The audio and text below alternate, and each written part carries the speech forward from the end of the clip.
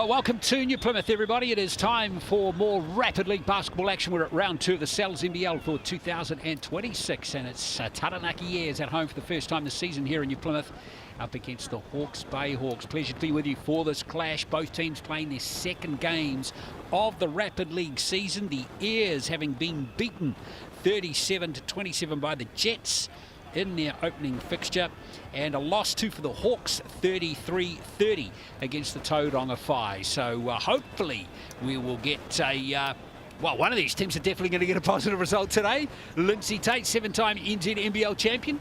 Great to have you along, Lindsay, for the first time this year, man. Kia ora, Glenn. Great to be back, man. Looking forward to it. Looking forward to connecting you all again. It's going to be fun, bro. Absolutely. Now, where are the Airs and the Hawks on that first page of the Rapid League standings? They ain't nowhere because they both got beaten. But there are the winners, and here are the teams that want to win today. Here are the Hawks and the Airs down in 8th and 10th spots. But the Hawks are pretty tight in a low-scoring fixture there against the Airs, and they have plenty of experience in their team, plenty of Rapid League experience in their lineup too that is going to be fronting for this game. Clifton Bush is there, for example, Ezra Eagle, Jacob Murphy, who's been a real fixture in this team, and Kobe Carter as well. And you throw in Kobe Costley as well, a rookie out of Christchurch. The captain of the New Zealand Secondary Schools National Championship winning team last year. It's not a bad side for Hawke's Bay. And here is the Airs team. They've gone with the same lineup they played against Manawatu in the opening game of the season. So that Geordie Cooper, Riley Tutu had a very good Rapid League game. Xavier Adam, Tuhaka is there again. That's Lyric Tuhaka, and Xavier Pern is there. Tuta, his numbers were fantastic in that first game, Lindsay. 14 points, he shot the ball at 71%, picked up 4 rebounds as well. I suggest he's going to have an important role in this Taranaki team. Yeah, Riley Tuta, you know, coached against him 2-3 years in high school. He's been out a little bit now. He's one that I think is bubbling, and he has the ability to pop. He's a local product, really nice smooth wing, and obviously matched up against Clifton Bush Jr. the third on the other side, who very similar is a nice smooth wing and a local product out of Hawke's Bay. So yeah, fun matchup this evening. Yeah, Bush in the first game, 8 points, 60%, 3 rebounds as well. Hugely athletic player. And Mikey Graham, Sam McFadgen and Kobe Lucas are out there today. We got 3 Kobes involved in this game. Kobe Lucas, Kobe Costley and Kobe Kara. Two Xaviers and one Xavier. Yeah, but 3 Kobes in the one game. Hey, salute to the late great. Exactly. I was just going to say who they've been named after. Kobe State, you know. Yeah. But come on, if they on the basketball court, Glenn, I'm saying they somebody was a fan of 24, number 8. I think we all were, weren't we? Forever, yes, sir. So yeah, fascinating lineups here with some pretty experienced Rapid League players now. Yeah, Xavier Adams, obviously son of Trent Adams, who's a local stalwart down in Taranaki. If you don't know Trent, you probably haven't been down in that region. He was doing it for a long time, and he's kind of been bouncing back between here in the States in the off season as a young fella. So young, but kind of a veteran at this level. Yeah, Xavier Adams had a very good game. He played 8 minutes too in the main NZNBL clash as well. He's a key player for Taranaki. Ezra Eagle, number 6 there. I like him. Local product from Hawke's Bay by way of Dilworth as well. Outstanding human being, most importantly, in my time around him. But he had a great contribution in the sales game for the Hawks as well. Slightly undermanned right now, waiting for an import big to come in. And Ez has been stepping up. Let's get this game underway, and it is going to be Clifton Bush, who almost got the ball for Hawke's Bay. Has come off a Taranaki player. Just trying to figure out that colour combo.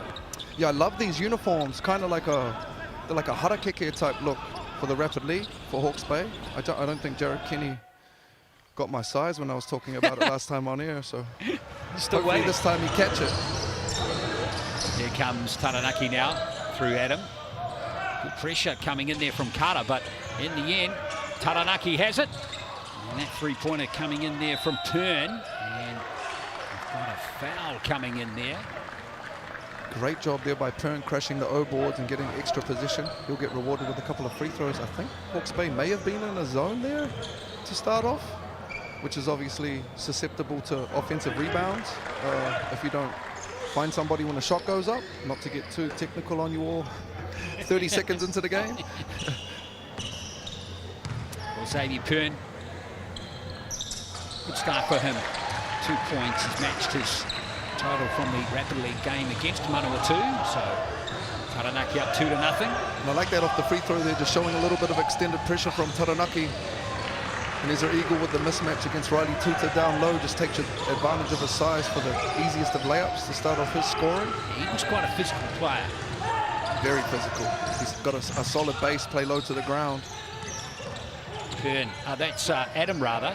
Can't get the roll off the rim. There's Eagle with the rebound, and now Jacob Murphy.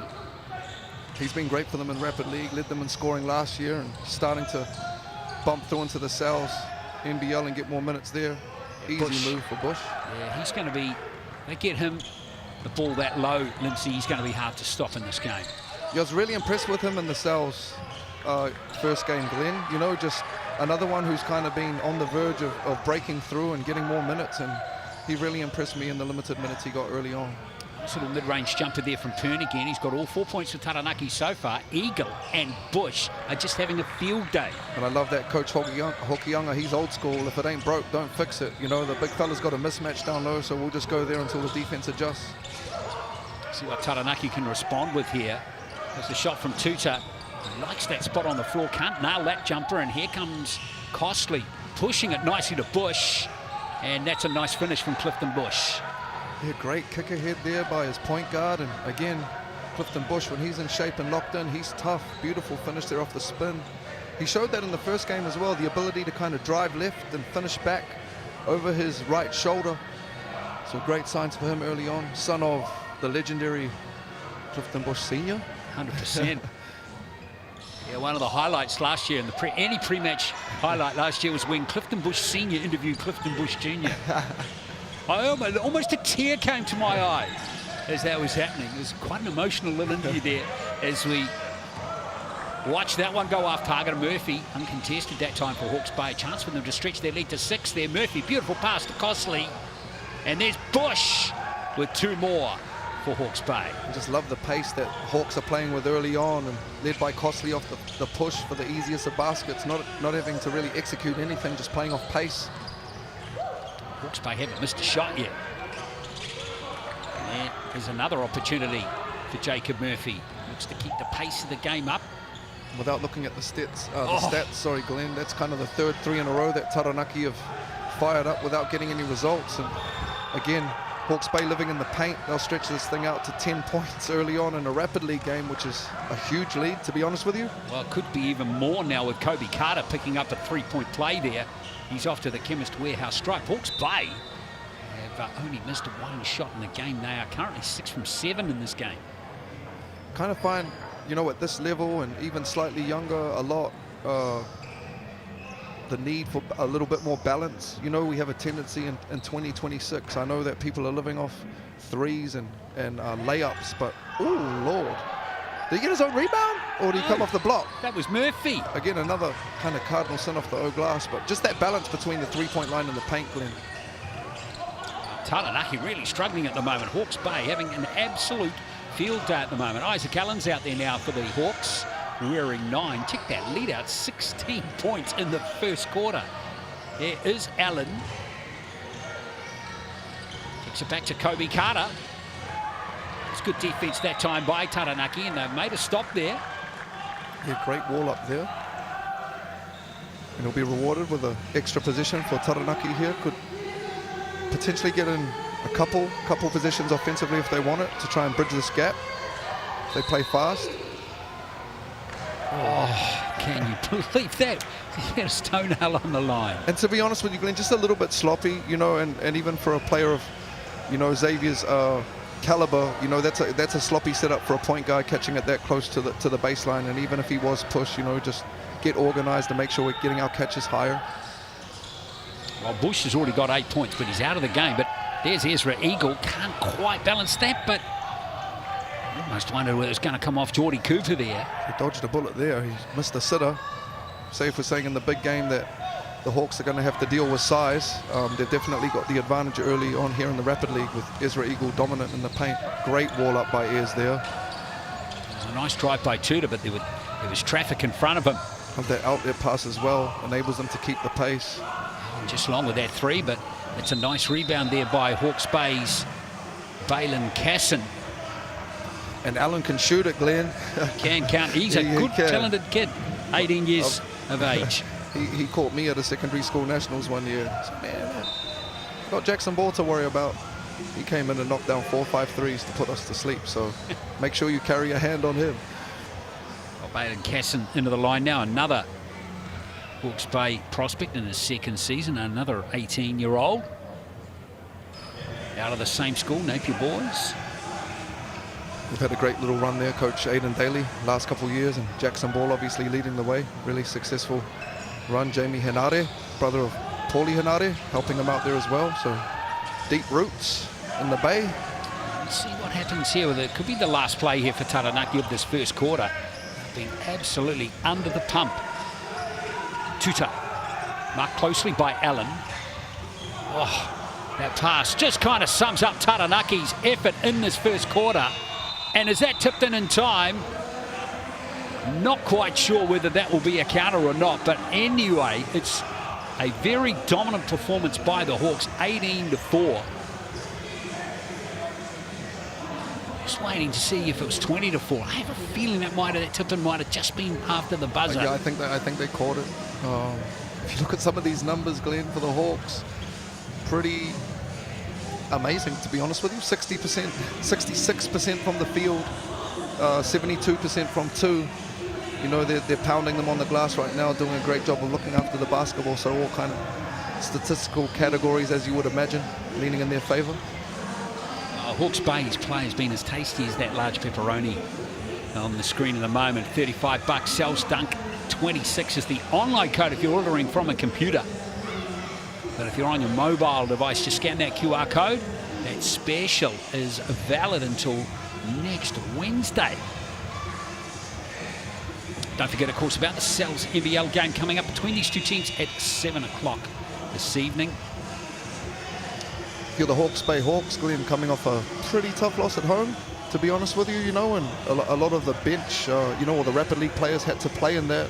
Great response, you know, to come out in the first quarter of Rapid League and show that, you know, you've learnt from a couple days before and you're ready to, you know, throw some punches here this evening. So great signs for Coach Hokianga and his, you know, his second unit tonight.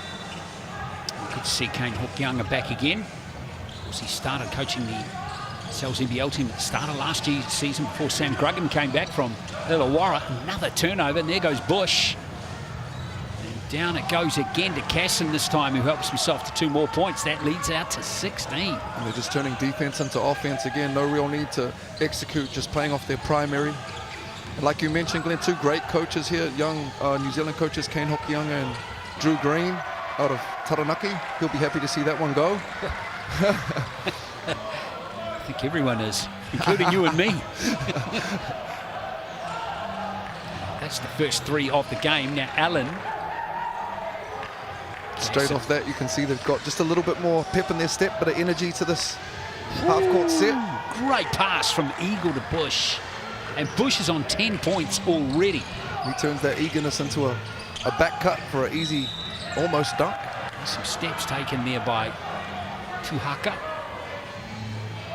Yeah, they're always in this interesting aspect. Someone like Clifton Bush in particular is probably a little bit too good for the Rapid League, if you know what I mean, Lindsay. And you know, how many minutes do you kind of want to see him out there? You don't want to play him for too long. He has had a lot of injuries through his career as well, right? Yeah, there's a balance to it. And then I'm sure if you were to ask his daddy, you know what I mean, and at his age, it's like, yo, he should be able to run all day, to be honest with you. So there is a balance. And at the same time, I remember doing Rams games last year, Glenn, and I think they had 2 or 3 tall blacks in their Rapid League squad. So it's like, I'm pretty sure if you're, you know, Hawke's Bay right now, you're doing whatever you got to do to handle business. These games do have an effect on your standings, ultimately, you know, so they do count. Indeed. Now there's a little bump from Allen on Tuta, so there's a foul.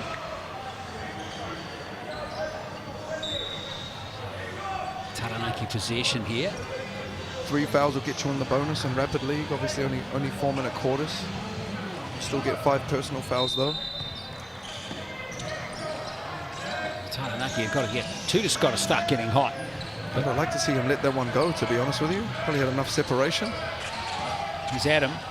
Shot clock down to 5. Taranaki forced to go from deep again. And yeah, I wasn't willing to pick that one, so it is going to be Hawke's Bay ball. And even though it didn't go, you like to see it was good execution. They got a good shot. Rebounders knew where they were at to try and crash for those O boards, so they'll live with that position. Tough turn, so it's still going to be Hawke's Bay ball. Isaac Allen. Would love to see them start turning up the heat here, Glenn. You know, got 10 minutes left in the game. We're getting pumped right now at home. Exactly. What in do you our got first to lose, home right? game, like, let's just pedal to the metal. Here's Costley. Making this possession a lot harder for Hawke's Bay, but it's the same result. It's a basket. And yeah, they were just quite happy to kind of switch everything there, and you would love to see them start blowing up some actions. To get some space there, but great crash. Exactly, can't nail that basket. Costley on the fast break again. Tough ball there. Hope he's okay. Still out the picture Tuta's right now. Now down to 4, and as Kobe Carter helps himself to 2 more points, and the referees will pause play now due to this injury. Carter with that basket is up to 4 points. Hawke's Bay stretching this thing out to 20, Glenn. This early in the Rapid League. It's probably one of the bigger deficits I've seen, to be honest with you. 100%. Player who was down was Xavier Pern. He's out of the game now. Adam pushes the ball. Well, I like that action, though. Puhaka, nice drive, but in comfortably defended by Hawke's Bay. Here comes this pace, defense to offense. Ooh, just the timing of that one to Murphy, astray by Costley. Idea was good, though. Yeah. Well, it's been, you know, again, it's been in their favor the whole game. The pace of this is in their favor. So if I'm Coach Hokianga, I'm telling them to push every opportunity they get. We're going to run them out the building. Got 2 subs over here. Here's Carr, who got that 3-pointer earlier for Taranaki. See, just a lot of one-out action right now for Taranaki. I think with good intent, but would love to see them get kind of second, third side touches and loosen the defense up a little bit. A little bit of ball rotation would be quite nice. Again, you understand where the intent's coming from. You know you want to bridge the gap quickly, but sometimes forcing it down that first side when the defense loaded up is very difficult to do. It's Tuta. Tightly there by Murphy. Carr for another 3, and he's got 2 out of 2 from the 3-point line. It was a great finish, great contest as well. Good D better O, and Jacob Murphy. That is just vintage legendary Jacob Murphy. Man, yeah. Loves doing that stuff. Now Carr again with the spin cycle. Good find. And the 3 is away. Nice pass from Costley. Look at that ball movement. Nice play again by Hawke's Bay, and it's Kobe Carter who helps himself to another 2 points. And I love the way this Kobe Costley kid is playing. It does not show up on the stat sheet, but he's totally controlling the pace of the game by just taking one breakout dribble, letting all of his players eat. Looks like exactly the type of point guard I'd want to play with if I was a young kind of wing, big, running hard in this type of league and getting rewarded. Well, this is just an absolute cakewalk, isn't it? That is 32-10. I mean, the score's getting bigger. So 18-4 it was at quarter time. It's 14-8 now in the second. So Hawke's Bay increasing their lead. a lot of teams kind of get into that flow action, that finish in the middle on ball. Tuta's not feeling it tonight, is he? Fortunately for Taranaki, he was so good in that first Rapid League game down in Palmerston North last week. Yep, his first 8 minutes been a struggle, but early days. He's probably saving himself for the main game, Lindsay. Well, Watching him sure go on a hope tear. not. Real ones ain't saving themselves for nothing. Here's Costley. I like that, getting aggressive with the on ball. Allen for three, and then it goes for another one. Definitely have to rotate out though on him, you know. I like the idea, you know, initially of getting aggressive at the point of attack. NZ player timeout called by Taranaki. It's about one of the few bright spots. Can they execute from this? But a chance to talk about the BNZ player timeout for you. There it is, the QR code on your screen now. Thanks to BNZ, there are 5,000 tickets to give away to school groups, sports groups, community groups. Again this season, come along and see an NBL game. Just scan that code on your screen, fill out the group's details, and grab your tickets to the big game. And thanks to BNZ. So let's see what Taranaki can do here in these last 2.5 seconds. Boy, they need something. 2-3. Oh, blocked by Kara. And that sums up Taranaki's first half. Nothing going for them whatsoever. It's great defense there. Relatively easy action to read. And Tuhaka got that away, but it's no cigar for Taranaki. 35 points to 10. Hawke's Bay up by 25. What are they shooting the ball at the moment? As if their shooting percentage increased. Yeah, it kind of looked like, yeah, they are. They're like, it's like 2K. It's like 2K right now with my son. They're in the 70s right now on one side for the Hawks. They're shooting at a crazy high clip. They're doing a great job of looking after the rock and rebounding the ball. 13 rebounds to 4. Very difficult half for Taranaki. They can only go up from here. Yeah, Clifton Bush leading all scorers at the moment on the Chemist Warehouse stats. Carter and Casson also scoring heavily as well. Super balanced rapidly. Yep, all 7 players that Coach Hokianga has put out there have scored. They've got, yeah, and that probably speaks to it there. You see the rebounding count, and Taranaki at home in their first half only got 2 rebounds, one player with 2 rebounds. Really need to turn up the intensity right here in the second half. It's just absolute domination. Kobe Costley, that's skewed, because they're like, he's got about 7 hockey assists. So somebody give this man, buy him a round after this of soda. Yeah, that's right. What's the drinking age these days? Casson with 2 steals as well. Nah, but for real, somebody got to look after the dude that's making the hockey assist, Glenn. That's important. Yes, it is. It's very important. Yeah, especially if you're a point guard, right, like you, back in the day. What do you do if you Drew Green here, the coach? What do you think your key message is? I can almost tell by his body language there that he's probably, he's on the same copa as me. Like, fellas, you know, this is probably not so much X's and O's right now. Like, let's actually turn up the intensity, turn up the alertness, be first to the floor, get a bit grimy, get after it for 8 minutes. Like, what do we got to lose? We're getting pumped at home in our first game. Like, let's go. And in a way, Coach Hokianga will be expecting that.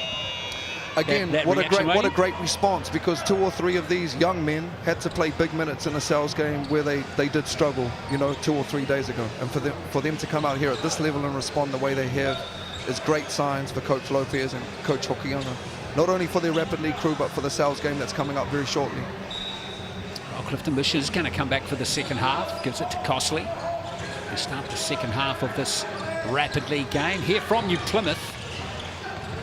And again, Hawke's Bay looking like they're starting off exactly like they did in the first. Carter's away with the 3, but he got a good look. And look at Bush getting that offensive rebound. Almost linked up with Carter again. And they got a luxury of a 25-point lead, but you see the difference there. They got through an action. It got second, third side. They got a great look. They had offensive rebounding position. So great signs for the Hawks. Let's see how Taranaki come out here to start the second. Here's Adam. We get to Tuta. It's a nice pass back over to Adam. And side rebound. It might be against Costley. And just that, you love it, you know. Riley's, you know, getting in there, getting grimy, getting on the boards, getting an extra possession. That was lacking already in the first half. We've made improvements. Adam giving it to Kern, who's back out there after that heavy fall in the first half. Tuta. Oh, he's double teamed, but there's a foul. And those two played against each other a lot coming through. Worked with them kind of loosely in the Stephen Adams High School Invitational space a couple years ago. So Cliffy and Riley have seen a lot of each other in the age groups. Feels like Bush has been around forever. Oh, he has. He has seen him in the gym since he had nappies all the way through. First year 2019, that was only just when probably Clifton Bush Sr. retired. Alonzo Burden debuted in 2012, I was reading. He's been around forever. When did Willie retire? Isn't Willie back coaching? He's coaching back Hawke's Bay. Yeah, that's pretty cool, eh? Legendary, yes. Yeah. Here is Bush. Good find. He was wide open. Murphy for 3. There's those O boards again, Glenn. He's going to fall nicely for Ezra Eagle. Here is Bush. Ooh. Oh, yeah, that's nice. Ooh. And he's just too good at this level, Clifton Bush. Like that, just a little keep action, kind of faked he was going to hand it off on that dribble handoff, spun off it, and he's definitely got that pop back in his legs, which is great to see. Got a little bit of pep in his step, talking a little bit like Daddy used to, you know? Exactly. I like that. I just hope. He probably needs a good full season under his belt, Clifton Bush. For sure.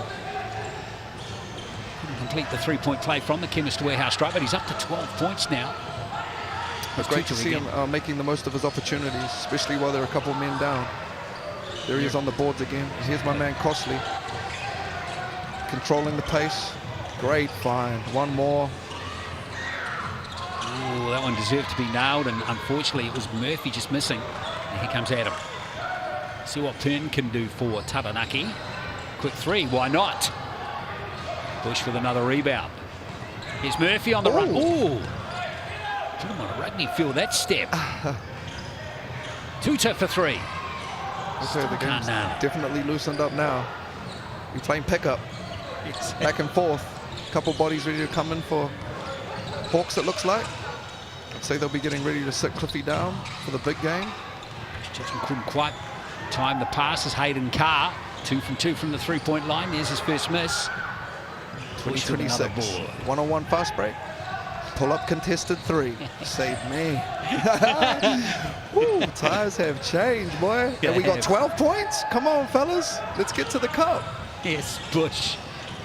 Cliffy knows what's up. He's going to roll in that one, but he's off to the Chemist Warehouse stripe for 2 more. It'll be both teams will be in the bonus for the next couple of minutes here, and again, Clifton Bush just too good off the bounce, too athletic to get to the line for a couple free throws. It's a long period of play without a stoppage. See Bush sucking in the big ones there. So far, Bush has got 12 points and 5 rebounds. Yeah, he tied the amount of points Taranaki got right now on his own. Yeah, exactly. Allen with an offensive rebound. It's like these are blasphemous in the basketball world, Glenn. When you're down this much and you're giving up O boards at home. Just gave up another one there. They were lucky. Taranaki not to concede 2 more points there. Definitely got to have a corridor about this. Exactly. Here comes Pern. All good hands. Nice as Bush comes forward again. Just lost the handle that time. Still a bit untidy for Taranaki, isn't it? As Tuta is bumped again strongly by Isaac Allen. 3rd time in the game that's happened. Look at the frustration on Tuta's face there. That sums up Taranaki. You can just see here, just out of picture, you know, Hawke's Bay huddling and getting organized, and Taranaki a little bit fractured, you know, just kind of like floating around. And love to see them get a little bit more organized, you know, especially with the level of player that they've got out there.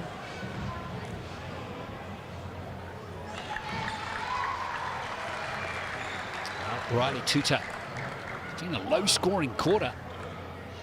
Taranaki actually are outscoring Hawke's Bay 3-2 in this quarter. Here's Cutter. Here we Double go. Team. Good pressure. Really like that off them, extending the pressure off the free throw. And look at that, Glenn. He turned it into something positive. We're going to get some open. No, this is positive. This is energy. This is extra positions. And this is positive. Yeah. With the 3. It definitely, for me, is way more positive than just running back to the three-point line and getting beat up on. It's Murphy. Here's Kobe Carter. There we go. A little bit more energy right now for the Airs in this position, which is great to see. Some hands. Nice from Xavier Adam. Now we're talking. It's fouled by Murphy. And just like that, great signs. You know, they turned up the heat defensively off the free throw. Showed them some positive signs and managed to knock a 3 down, and again they flipped that into some energy on the defensive end and some pace and some transition baskets and free throws. So well done, way to adjust. Another 4 minutes to get after it.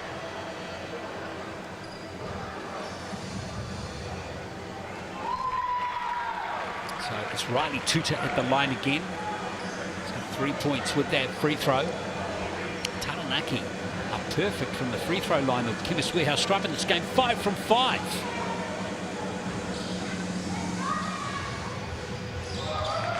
Almost jinxed him. Oh, there we go. A little bit of extended pressure there. Nearly got another turnover. Keep the heat on him, fellas. There's Carter. There we go. So great signs, just in making those small adjustments defensively, and straight away it's, you know, turned into multiple turnovers and extra possessions at this end, bridging that gap straight away. And now they just need to turn it into 2 more points, maybe 3 here with the last possession of this third quarter. Adam. Oh, he wide open. There's Adam again. Good get around Murphy. Yeah, beautifully done by Murphy. Here's Allen. And he wisely calls the BNZ player timeout. Nice job by Isaac Allen. Good awareness. Did he reluctantly call that one, or he was like, play it? I think he might have been a little bit tipped off by his teammates there, maybe. But you know, it's a team game. Right, absolutely. Another chance to remind you about the ticket to the big game. BNZ player timeout. Here's a chance to win some tickets. Just scan the QR code. Fill out the form and get into it, folks. I'd love to see you at a Cells NBL game sometime over the next few months. That's the score in this Rapid League game. 1.2 seconds left in this third quarter.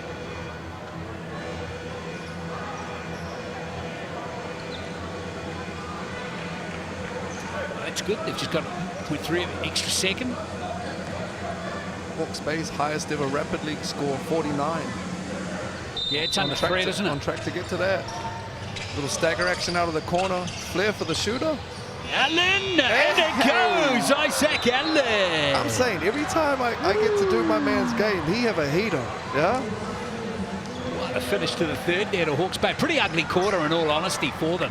They only scored 5 points, but that might just be the one that gets their momentum back. 40-18 at the end of the third. Man, it's super balanced right now if you're looking at it from a numbers perspective. I mean, not to harp on it, you know. Across the board, Hawke's Bay standing up. There were signs though at the end of that third, Glenn, you know, the air showing life, which was great. Turned up the defensive intensity, made a couple of changes and got aggressive, turned that into some pace and some free throws. So hopefully we can have a semi-competitive fourth here. Well, let's see. I think it's very important for Taranaki they roll their sleeves up here. Absolutely, first game at home of the season. You know, it's kind of just setting the table for what's to come. The first step on a long journey, and you definitely don't want to come out and catch a down trial. You know, so if we go down, I can live with that. But let's go down with a bit of let's go down swinging. You know. Hawke's Bay, you mentioned, high score in the Rapid League, 49. I wondered after the first quarter whether the all-time record might be under threat. Yeah. Well, that's 69 points. Unbelievable from Canterbury. That's probably when they had 3 Tall Blacks in the Rapid League team. But probably in the same game, Mana Martin got that all-time record. Okay. 30 points. There you go. Or was it 31 points, I think? Donald Robin of the Women's years will start the fourth. Yeah, round, we'll go up. We'll go up for him. Here's Adam. Little Spain action. Slides out of. Tuta. He'll go to the line to shoot 2. Doing a great job of getting to the line, Riley. If you could put a couple of these in, it would be pretty nice, but great job to get them to the line, stop the clock, get your defense set. Yeah, he's got 5 points. All of them are free throws from Riley too. He's 0 from 7, so it's one of those games for him. Things haven't quite worked out from the field, but he's grinding it out. Love that he stayed aggressive. Love that he's still playing D as well. Hasn't affected that end of the court. He's a good shooter, folks. And not only did he have a good Rapid League game against the Jets, but he came on off the bench and started scoring big in the main game too in the Cells NBL clash. Oh yeah, he can play. 12 points, I think, in that game. He can play for sure. 12 points in the Cells NBL win that Taranaki had over Manawatu. It's a kick-out pass, nice play from Cosley. That's Kobe Carter. He probably could have driven all the way there. A nice play from Cosley, but the shot clock has expired. Yeah, you were right, and you can see him there acknowledging that he had the layup. So you like that from a young player, though. You know, you're going to make mistakes, and we own it and we move on. The game's too fast to dwell on it. So well done. I like that from Kara there. Like, there's body him saying, "Hey man, I'm sorry. No, absolutely. I've taken responsibility. I should have taken the shot there." Yeah, and that's good. That's how pros do it. Yeah, and you keep it pushing.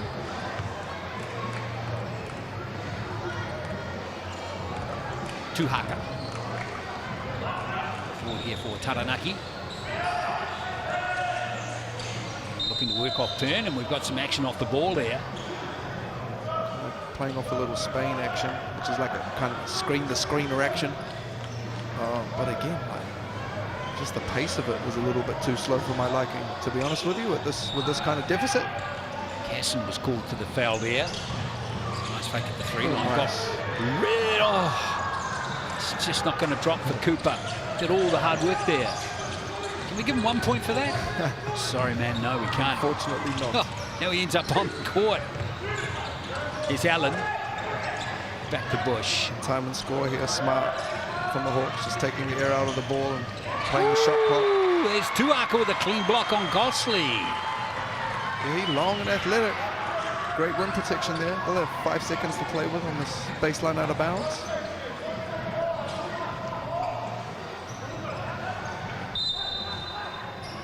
The team's kind of running the split action. There's Allen for 3 more, and he's just got it on a dime tonight. I mean, he's only hit 2 of them. Come on now. Got to touch the basketball on him. He can shoot. He's actually got 3 out of 4 now. Yeah. I meant previous, I'm sorry. Yeah. Oh, that's a nice finish. How did that miss? How did that miss? Here's Murphy, the other number 7, showing us how it's done. Oh, yeah, that's a strong finish right there. And he's been great on the bounce.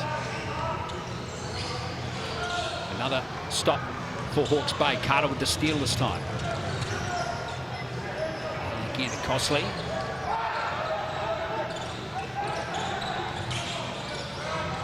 Back to Allen. Allen, that's nice. Isaac Allen's got 11 points now. Great take by Isaac, but real late on that switch there by Taranaki. Easy little driving lane for that right-hand layup. Allen gets a rebound.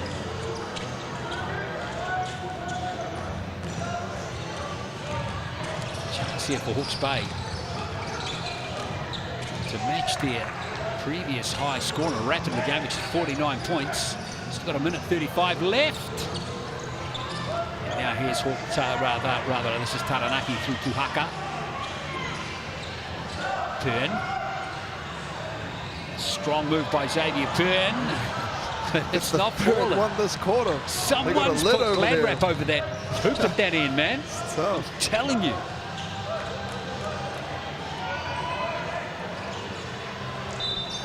Bush is fouled. There's more substitution action. I think that was a bit of a take foul there just to get some subs through to finish this game. Who's this? Wasn't a shooting foul, so that will probably be the end of Clifton Bush. This game he's going to finish with 12 points and 8 rebounds. Yeah, crazy numbers. Outstanding effort for Rapid League. Oh, great find. Great finish with the left from Ezra Eagle, Jacob Murphy. Great signs from this young group here. Straight back on Song again. His car wide open. It's rebound by Tuhaka. Cooper. There's Pern again. Was it a touch by Hawke's Bay player? It wasn't. He's got a half beat deep on a couple of those penetrations and had those kickouts deflected. So second line reads. There'll be a no rush here to finish this game off. Time and score. This game's pretty much been over since the first minute. Oh, Murphy. Court violation.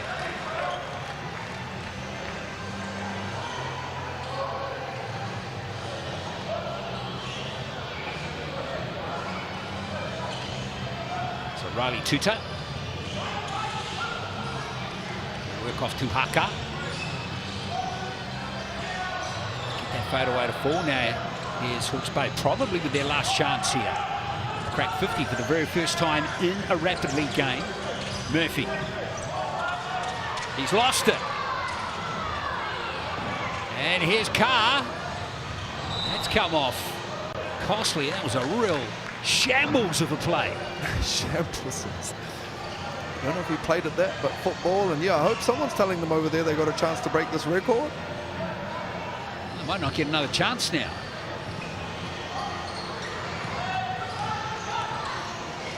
Turn for 3. It's away. So they do get one more chance, and it will be just one more chance. Murphy. Oh! How about that from Jacob Murphy? That about sums up the whole. That was a sick finish, right, man. They had a ball game right there. And the record, new record. New record for the Hawks. Done in the most spectacular way. Jacob Murphy, that was just showing off. He's finished with 7 points. And that looks like a connected group right there. Way to bounce back. Hey, there's the boss man in the background, Jared Kenny. He's doing a little bit of it all. Taking photos. Medium, JK. Wow, these numbers are just crazy from Clifton Bush and Isaac Allen. Remember, he didn't even start the game. Those are kind of like full game numbers right there, Glenn. Like real outstanding, you know, and some great contributions for the Airs there. But it's the Hawks night tonight. And again, Cliffy Bush, 9 boards on there. Murphy was 6. Got an 4. actual double-double. Yeah, it's definitely a rapidly triple-double. He got more than 15 total of anything.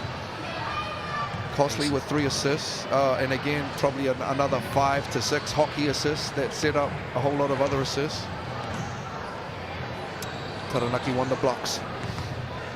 Give them something, baby. Exactly. Maybe they won the steals count as well. Okay. Which probably doesn't reflect on the defensive score. Certainly does not, does it? Well, there we are. An absolute walk in the park for Hawke's Bay, who get their first win of the Rapid League season. 52 points to 20. Congratulations to them. Now we move to the NZNBL clash coming up at 7 o'clock, so in 18 minutes. Got the clash coming up between Taranaki and Hawke's Bay. We hope you can catch the game then.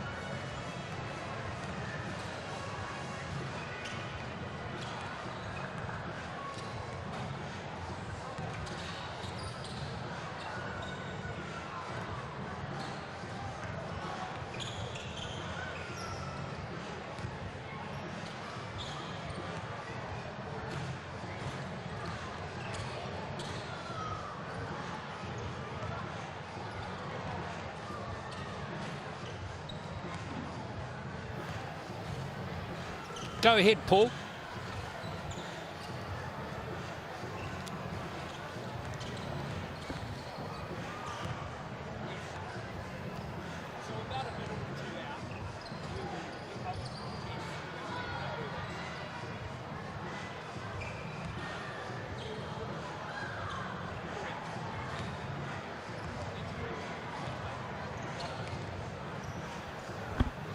Take us out again, Hamish.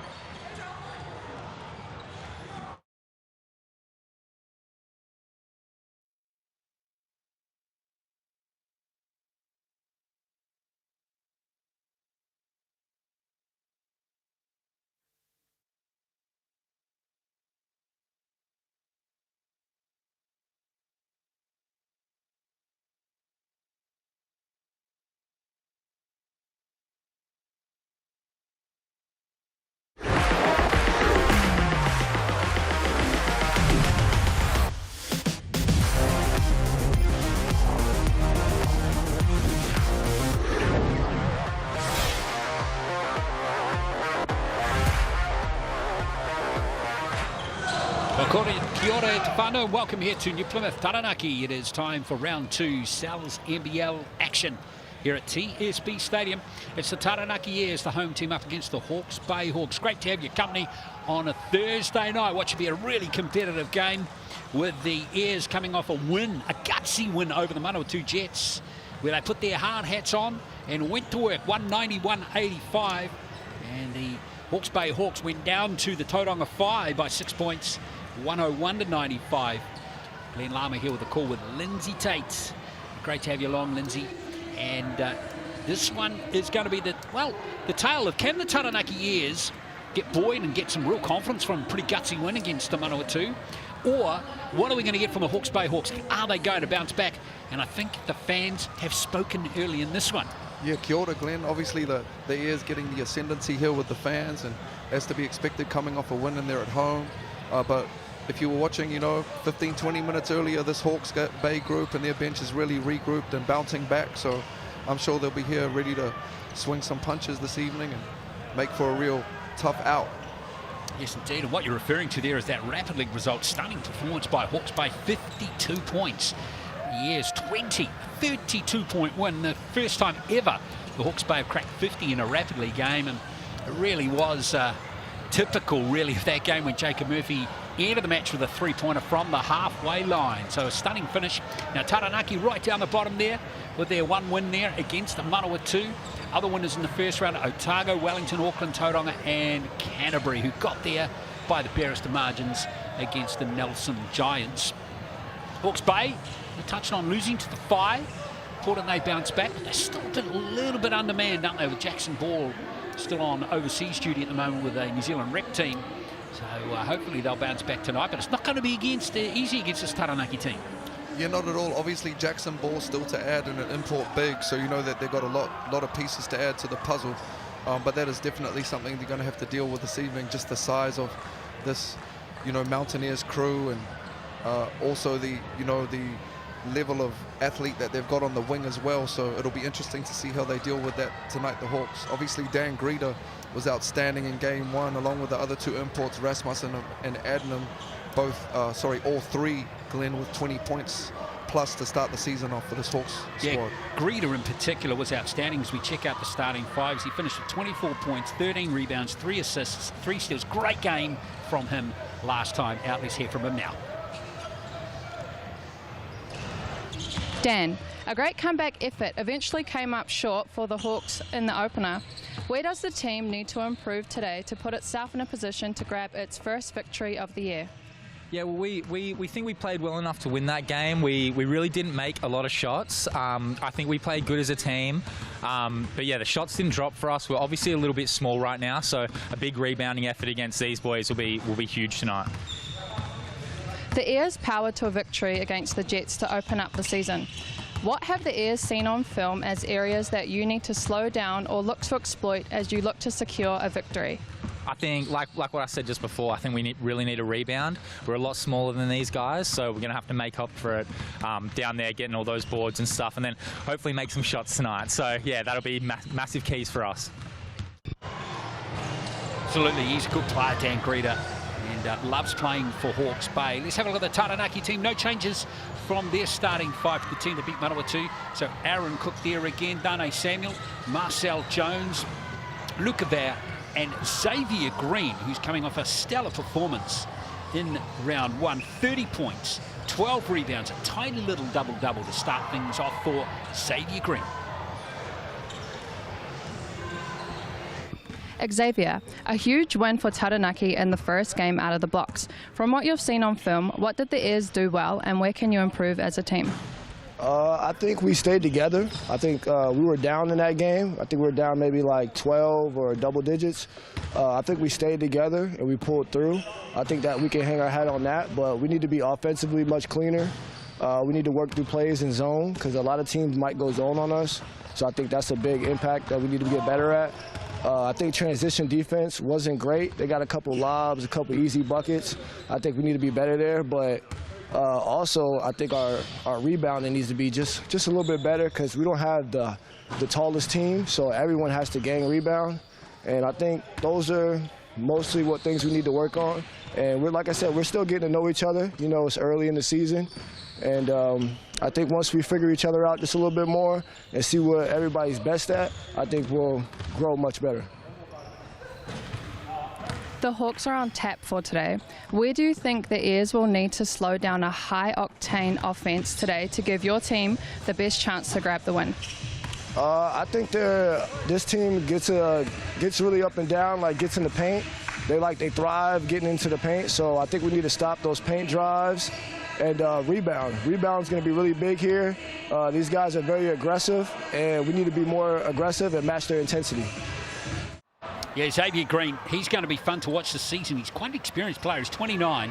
Also has experience in Mexico, Norway, Finland and Switzerland, where he won a championship. There he is down the bottom. And that battle is going to be a great clash, isn't it? Head-to-head clash in this game, Lindsay. Xavier Green, 30 ball in his first game up. And obviously Dan Greta, he was 20 plus.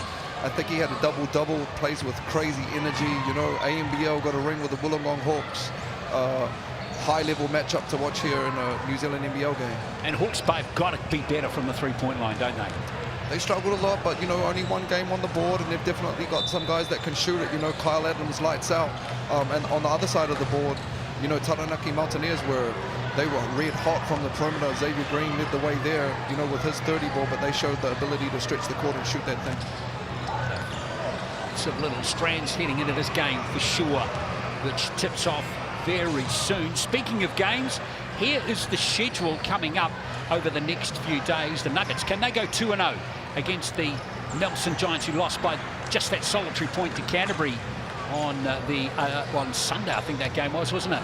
Bulls against the Sharks. You got two first-round losers there, hoping to bounce back. Hawks and the Jets. Always love the Hawks Bay Manawatu rivalry. Get the first one of those on Friday in Napier, and then the Phi. Can they go 2-0 against the Airs on Saturday at Tauranga? Another game on Saturday, by the way, folks, is the Tuatara and the Sharks. That one on Saturday night. Can the Tuatara go 2-0 after a very impressive start against the Franklin Bulls? Here's Mikey Graham, Sam McFadgen and Kobe Lucas all set for today's fixture here in New Plymouth. Interesting to see what sort of shape some of these Hawke's Bay players, and after they played really well, and yeah, the Hawke's Bay fans have started to vote numbers. Drastically shifted from the Rapid League. Hawks in the ascendancy here. Interesting. Taranaki at home. Hawks still obviously to add Jackson Ball to the mix, so very positive signs for them if you're voting right now, Glenn. Indeed. Oh, look at that. It's just linked up by another couple of points there to Hawke's Bay. Shout out to the coaches too. John White from Taranaki, Will Lopez from Hawke's Bay, both first-time coaches here in New Zealand. Both of them are Australian. Both of them are assistant coaches. Well, Will Lopez is an assistant coach, of course, at the Taipans. And, of course, he's under former Hawke's Bay coach Adam Ford there. So there's a nice little link there. Links there. Yeah, I think he was head of New South Wales as well at one point. So very high level, you know, CV that he's coming in with. Bay very lucky to have that type of coaching acumen down there, growing the game. And John White, of course, coming out of Melbourne his first year. He's been coaching in the NBL 1 for a little while. Nice to see that your shout.vote poll is fluid at the moment with just... Look at that. The Hawks have just dropped a couple of points. They're up at 59 about 30 seconds ago. Oh, they're falling. This is great. This is just about as exciting as a game, Lindsay. Well, maybe not.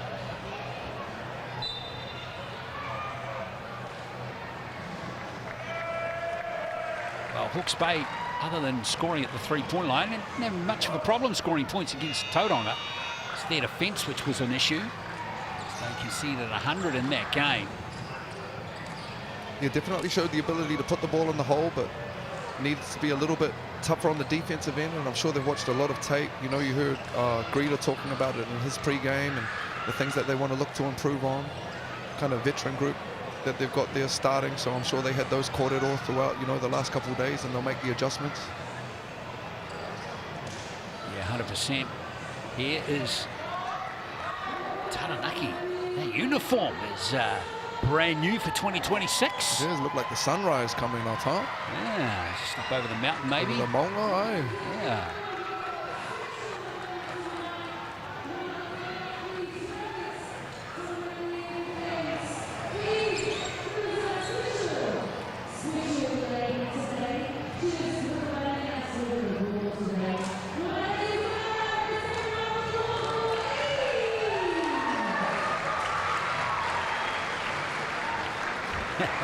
Always pretty excited for the youngsters.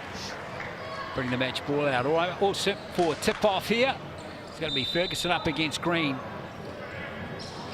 It's going to be Taranaki with the first possession. And here is Cook. And Green is an athlete. He is bouncy. And he is also a very good outside shooter. Catching in the warm-ups, he was trying some crazy dunks. Almost losing it there. Taranaki on the first possession. Green again. You see here, not uncommon, you know, trying to go into the post against Adnam with that size advantage. Cook is away, and now here comes the Hawke's Bay Hawks with Kyle Adnam. 13-year ANBL veteran, so he'll be used to all sorts of schemes being thrown at him at both ends. Absolutely, very experienced player. Now Greta going to work here, and that's classic Dan Greta. The reverse layup is good. I love that play from the Hawks, just designing a play to get Greta the ball on the block, and beautiful little baseline spin for an easy layup to start things off for the Hawks on the road. Jones round to Green. Here's Marcel Jones for three. Dropped a couple of long ranges in the game against Manawatu. He has literally played everywhere in the world. I looked at his bio today. Correct me if I'm wrong, but he played everywhere. Marcel 17 Jones. countries. And he's over 100, almost 200 games just here. Yeah, and it's amazing. He's 40 years of age, still going strong. Evergreen. Oh, that's a nice drive by Rasmussen. Hawke's Bay making a good start. And that's where he's at his best, Glenn. Just a great slasher, great finish there, and use his mobility to get around Tane for the easy right-hand lay. A couple easy lays to start for the Hawks, and another turnover here. How about that from Adnam? Momentum in their favor early on here. Similar to the Rapid League game, Hawks came out and jumped on him. That was crazy good from Hawke's Bay in that game. There's Greta going to work. Teardrop doesn't fall, and there is a good strong rebound from Jones, who reckons he was getting a little nudge on the ear. That was great defense there by Luca Vea, the Auckland Grammar product, Glenn. Yes, indeed. And speaking of Vea, just missed that. Here comes Adnam again. By way of went to Sunrise Christian briefly. Oh. Looked like it was clean. Might have caught him on the follow-through. Cook I seen today on that played the 9th most games in NCAA history. Crazy. That one jumped out at me. Yeah, absolutely. Went to Gonzaga when they made a national championship final. So like some high-level talent out on the court right now. 164 games in his college career. Division I. Exactly. Beautiful little Adnam. Pocket pull up there for Adnam. They're just in that mush kind of passive coverage, and that's what it gives up, and he just picked that apart. This is shades of Taranaki start against Manawatu the other night. They have just started a bit sluggishly. They enjoy the challenge of being behind early. Here's Samuel. Oh, strong. Doesn't roll it off the rim, and Greta's got the rebound, and look, he's off to the races. He doesn't know any other way, Dan Greta. And there he is finding a way through. And space for speed there. If you let Dan Greta get downhill and don't stop the ball early, he's going to be a problem to stop. And I believe that's 8-0 already for the Hawks. So a great timeout for Taranaki just to stop the bleeding. And definitely not the way you want to start the home opener, Glenn.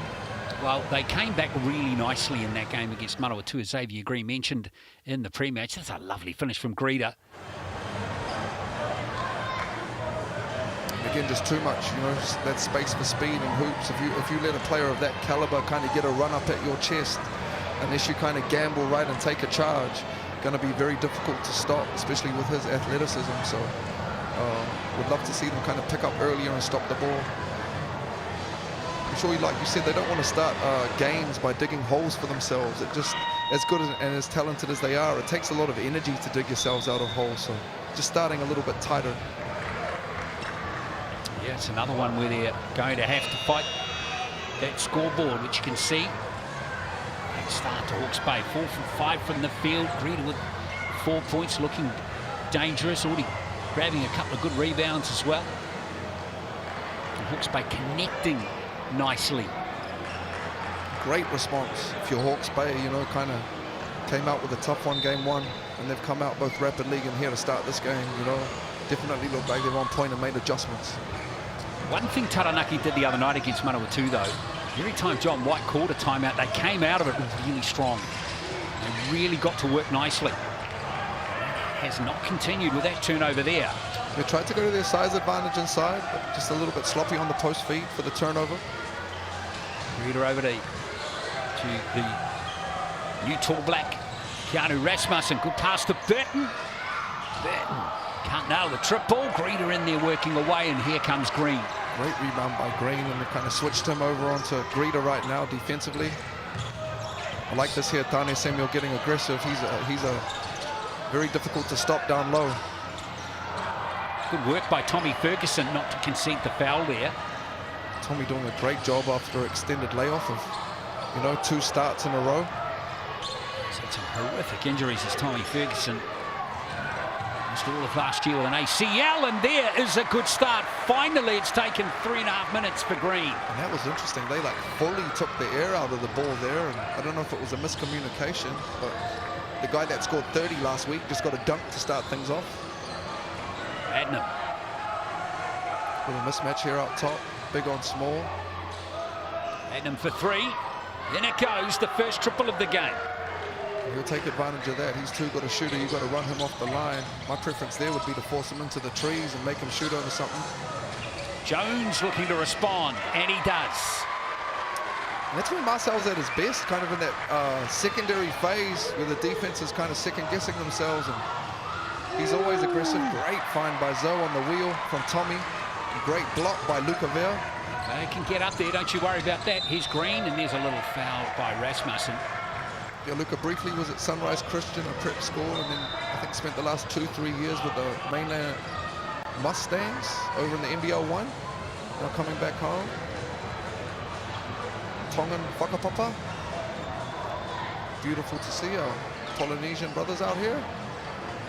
It's that 3 from Marcel Jones again. And Marcel out of Mater Day High School by way of Oregon State. Quentin Bailey. Yeah, Bailey was good in that last game against Manawatu. Made some big plays. Nice matchup there with him and Cliffy Bush as well, checking in. He was great. Oh, lovely reverse lock. That's Aaron Cook. Beautiful little Steve Nash action there with the same foot, same hand finish from Cook. Taranaki feels like they're getting into the game nicely now as Adnam misses that one. And here comes Bao. And Adnam likes that on-ball coverage. They're passive in it right now, and he's getting to a spot. He missed that one, but that little Peyton Pritchett pull-up. Bailey. Love that. Ooh, up goes Bush. And now Murphy. He's another one who's been a great spark plug for them early on here in the season. Rasmussen can't finish. And there is problems for Eagle. Getting some early minutes here. Ezra Eagle, great job on the O-glass, but Green too athletic there with the wall up. Get extra possession. This is where Hawke's Bay, rather Taranaki, might fancy themselves to come back into the game. When the bench players get out there, Hawke's Bay, can they continue the momentum their starters have generated? You're exactly right. You know, game one, their 3 imports generated 60, 70 points, and there's Tane Samuel on the pop. He can really shoot that thing. First points of the game for Samuel, and that lead, which was 8, is back to 1 all of a sudden. But sorry, to get back to that previous point, Glenn, you know, without Jackson Ball and that import big there, it's going to be the bench and how they step up in these games to give them a chance to compete for 40 minutes. Good luck for Green. No foul either as Rasmussen comes away with it. And a tough one there, and a 1-on-3, 1-on-4. Great defense. Was no foul either from Cook as Rasmussen goes into the post and finishes off nicely. Better offense. I love the way he kept that, just put his back on him, and crafty little semi-post move finish over a slightly smaller guard. 36ers player, of course, in Adelaide, just made the grand final series of the NZNBL. Keanu Rasmussen played 15 games for them through the season as Bailey posts up on Adnam. Ooh. And it rolls in there for Quentin Bailey. Now, did Adlam really move him, or was that, did he sell that? I'm not sure.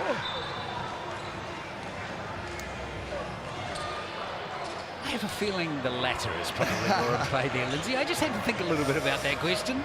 Homegrown. Oh, no, it didn't really. Homegrown product, Quinton Bailey. Great to have him back home if you're the Mountaineers, you know. What a luxury to bring him in, 6'7" man. As I said, brilliant the other day. 8 points only, but they were critical 8 points. At big times. That's a nice pass from Bush. Now Murphy for 3. It's a tough rebound by Ezra Eagle. Second O board for Ez in very limited minutes, and a great screener roller. Ooh, lovely pass, and that is how to do it. And what about that from Bailey? Beautiful. And Ez probably need, at this level, probably need to put that thing on the ring and finish. But great rim protection again by Bailey. Green, his greeter. This is where they need to step up early and build walls and stop him in transition. Greeter. Otherwise, this is going to happen. Yeah. It's so just good. too easy. So good getting his own rebound, you've got isn't to he? send bodies to him, not only on the ball, but you've got to clog it up off the ball as well and start building walls, get off those non-shooters and those bigs. Breeder's got 6 points now. Cook. Samuel. Shot clock down to 6 here for Taranaki. It's good defense that time from Hawke's Bay. Here he is again, just very comfortable right now advancing it. Rasmussen. He's lost it, but he's stripped out of his hands, and that's a foul on Xavier Green. Only the 4th foul total for the game, so relatively free-flowing this first 7 minutes. Kind of feeling each other out.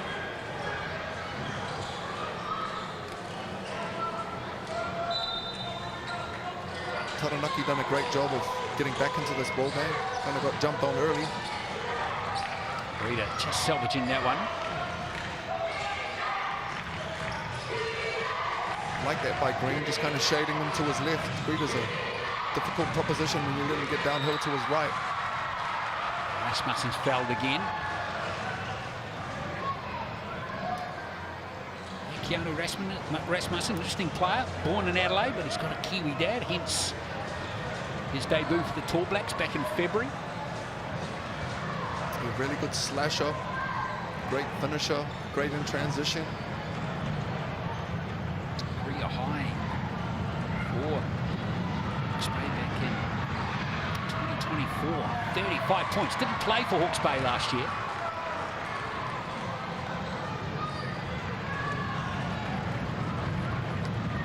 Keanu Rasmussen. 1 from 2 from that visit from the Chemist Warehouse strike. Remember, every free throw made contributes to the Chemist Warehouse Hoops in Schools program. Great initiative. A little bit of extra motivation for all these players to nail their free throws. For all of us. Xavier Adam checking into the game here. Get some burn at the backup point guard spot. Local product. Son of Trent Adam. Here's Bush. Rasmussen with the quick 3. And it's going to fall for Rasmussen somehow. And he finishes it off, Keanu Rasmussen. Very nicely done. He's got 6. Just too easy right there. You've got to finish those positions if you're the Ears. Gives it to Jones. Okay, tried to pull the seat on him. Marcel Jones with 2 more. He's got 5 in the game now. He and Green, the only starters out there for Taranaki at the moment. Oh, beautiful. That was a lovely pass on the finish. Little at action, and Rasmussen got downhill, and that last man had to step up on help, which meant the wheel man, Ezra Eagle, was wide open for the easiest of layups. Beautiful play. Yeah, Eagle got 6 points in that game against the Fire. It's his first 2 of this game. Yeah, and he's the type of kid, you know, that does a lot of things that don't show up on the stat sheet. You know, screens, communicates, a physical presence in there when you're undersized. May hanging tough, but look out, there goes Clifton Bush. Another fantastic pass to Eagle. And he's just doing a great job of, you know, wheeling into that open spot when those aggressive drives, the help has to come. And if you do that, you're going to get the easy layup. So great start for Ezra Eagle. He was all of a sudden back to 8 again. Bailey gives it to Xavier Adam, who buries the 3-pointer. This game is heating up. Kind of the opposite of that, you know. Quinton Bailey didn't wheel. He decided to pop out and flare, and led to the 1 more for Xavier Adam, who can shoot that thing if you leave him open, knock that thing down. Good vibe about this game all of a sudden. Yeah, just like if it was a boxing match, kind of feeling each other up for a couple rounds, and now we've seen a couple nice shots thrown, get us excited. Rita. Nicely done by Murphy, almost. Aaron Cook had to be really aware. Great guard rebounder, Jacob Murphy. For an undersized guard, he's athletic and active. Still going to be one more possession after this one, but Cook wants to soak up some time. Bailey getting in position, but he doesn't need to rebound that because that's a sweet shot from Aaron Cook. Adnam. They've got 6 seconds here. And there's a reach in there from Xavier Adam. Yeah, smart. They had a foul to give. They've actually got one more up their sleeve if they need it here. It's 4.2. Foul 2 was before the shot. Somebody better get on Greeter here. You have got telepathic skills over with Marcel Jones. And that will be the end of the first quarter as Greeter goes flying in there. Reckons he was foul disputing that, but there was no call by the officials. So a 3-point game for the Hawks. It is 22-19 at the end of first here in New Plymouth.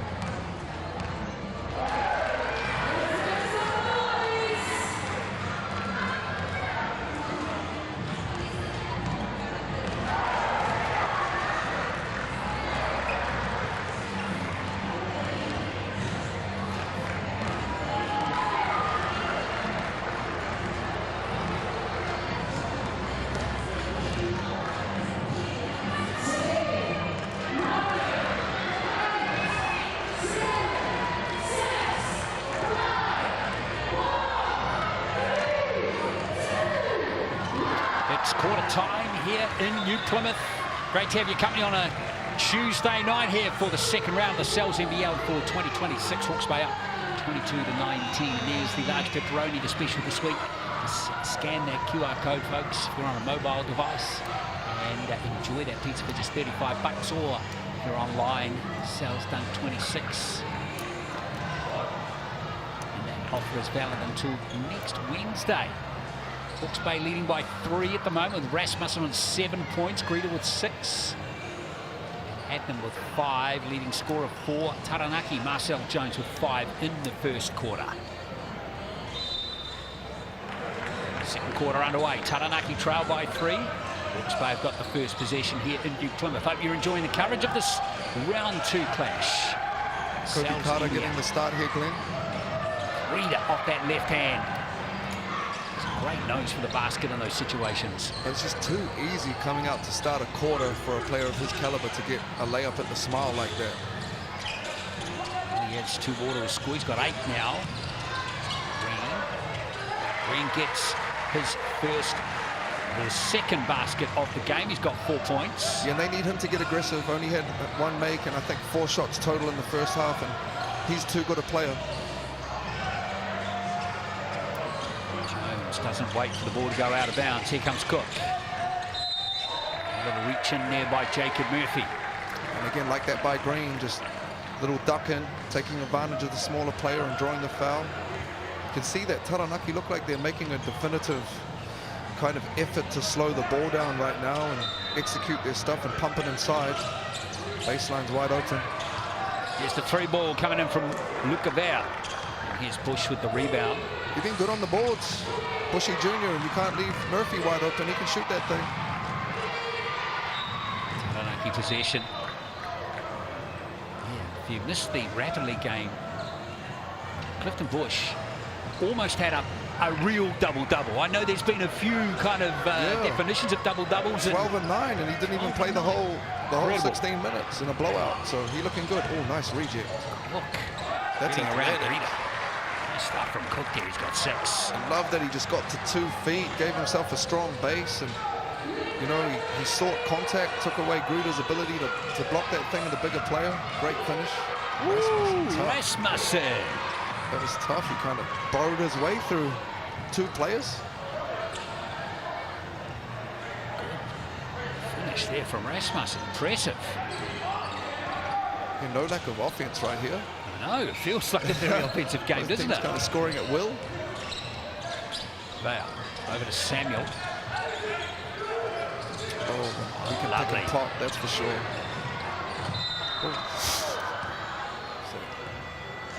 Some Luca action on the Vea. ball there. Yeah, Vea might have got a little aggressive.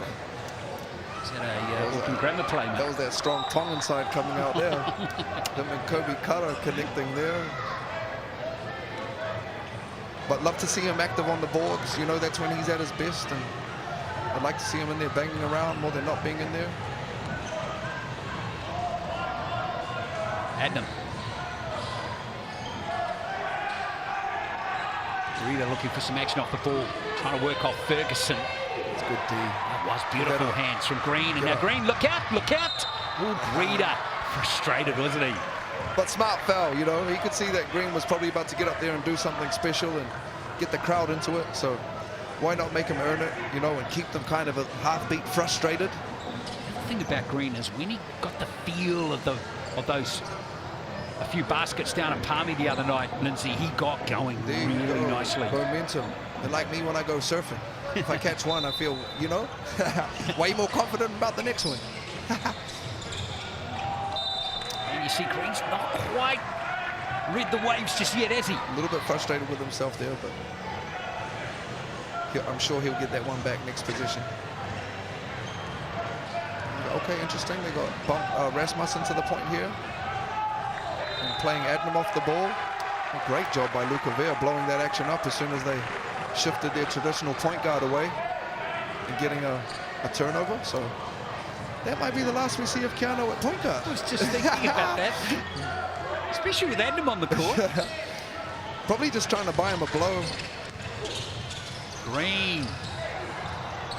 Those ones were falling the other night against Palmerston North. So far not tonight. And I think they need him to be aggressive, though. The type of team with that firepower, that they need him, the type of player, to be aggressive for the full 40. Rasmussen has lost the ball again, and Cook takes an awkward fall, but he's all right. And I like that by Cook. You know, it's kind of one-on-one, semi-trans. It's put some heat on the referees, put some heat on Adnam. If he has to go and sit down, this team looks drastically different. So great attack by Cook. Speaking of point guards, as Cook lines is up. Let's talk about Charlize Fletcher-Walker today, Lindsay. Oh, yes, please. Shout out, you know, making history. Obviously drafted into the NBA. Comes from a whakapapa of, you know, whānau that have given so much to the game, from mum to the sisters to the cousins. But obviously Charlize is, I think she's one of the greatest female players to ever walk up out of this country, definitely in you know, in the last 10 or so years. So salute to her and her whānau, and thank you for everything you're doing for the game and for the wahine here in the country. We see you, we salute you, and beautiful day for the game, for female basketball over here. Yeah, drafted by the Connecticut Suns. So exciting to watch her development going forward now. Oh, and even UCLA, I mean, that run, I don't know, me and my partner were sitting around the couch. All of a sudden, I was watching way more women's college hoops. Rasmussen, just a miscommunication breakdown, and he'll probably make top 10 plays with that one this week. Easiest of elevators. Yeah. And, of course, Crystal, our colleague here on the commentaries. I know she is just so excited. She went to that final and got back the day before a game here that she called with me last week, and I know she is just so excited. Oh yeah, I mean, shoot, her sister just made the NBA. Like, incredible, eh? I'm pretty sure she said she was genuinely sobbing tears of joy, which is beautiful. And there you go, my man Rasmussen again, off the bounce. Not to sell you short, my guy. Way to get on the board. Rasmussen with that is the first hit, or the second hit double figures in the game. Reed had already at 10, but now Rasmussen's got 11. Just keeps Hawke's Bay with their noses in front. Doesn't feel like a comfortable 6-point lead though, does it? No, still kind of trading punches, but you'll take it if you're the Bay. On the way with that one now, here comes Cook.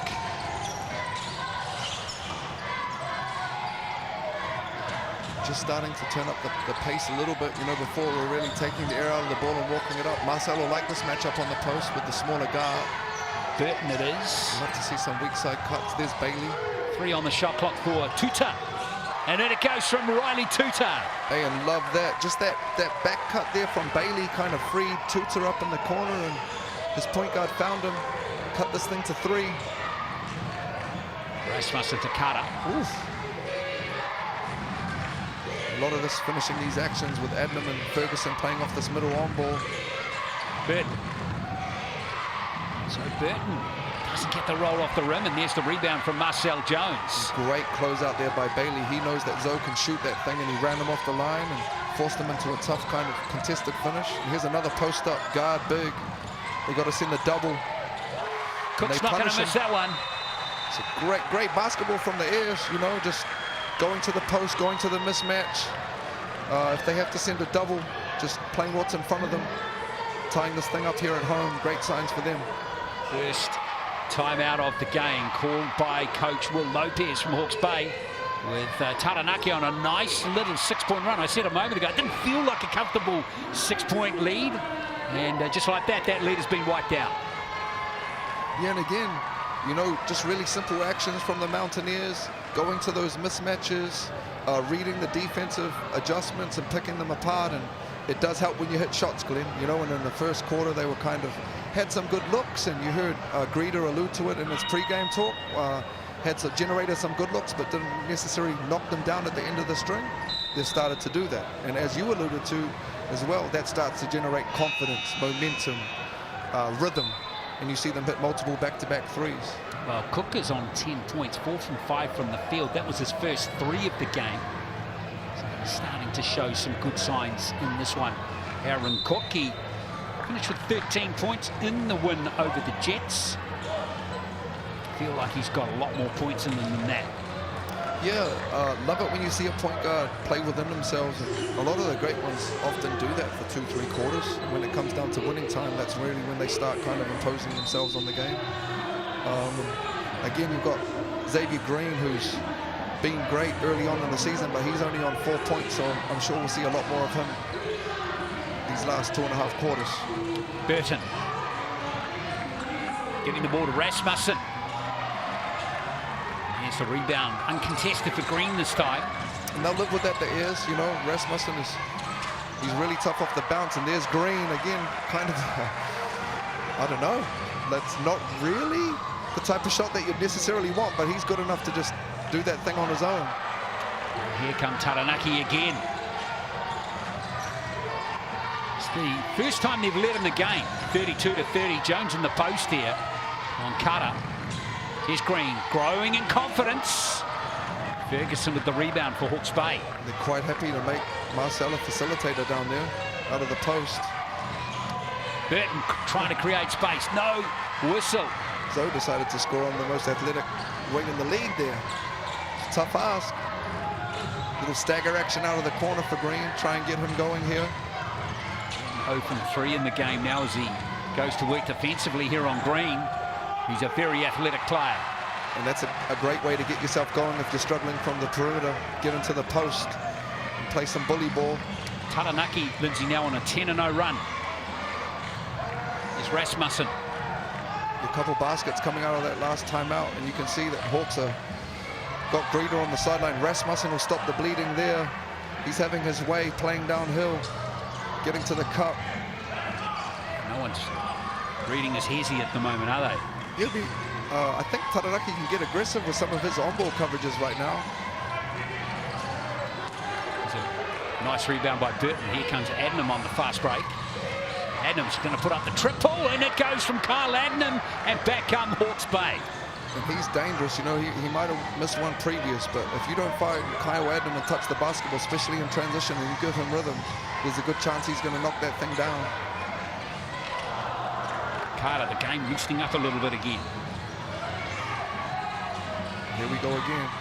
It's Adams squeezing between Bailey and... Great find. Let's go to Rasmussen. Rasmussen! And now it's Hawke's Bay who are hot. Yeah, and right back at you. Love the response there.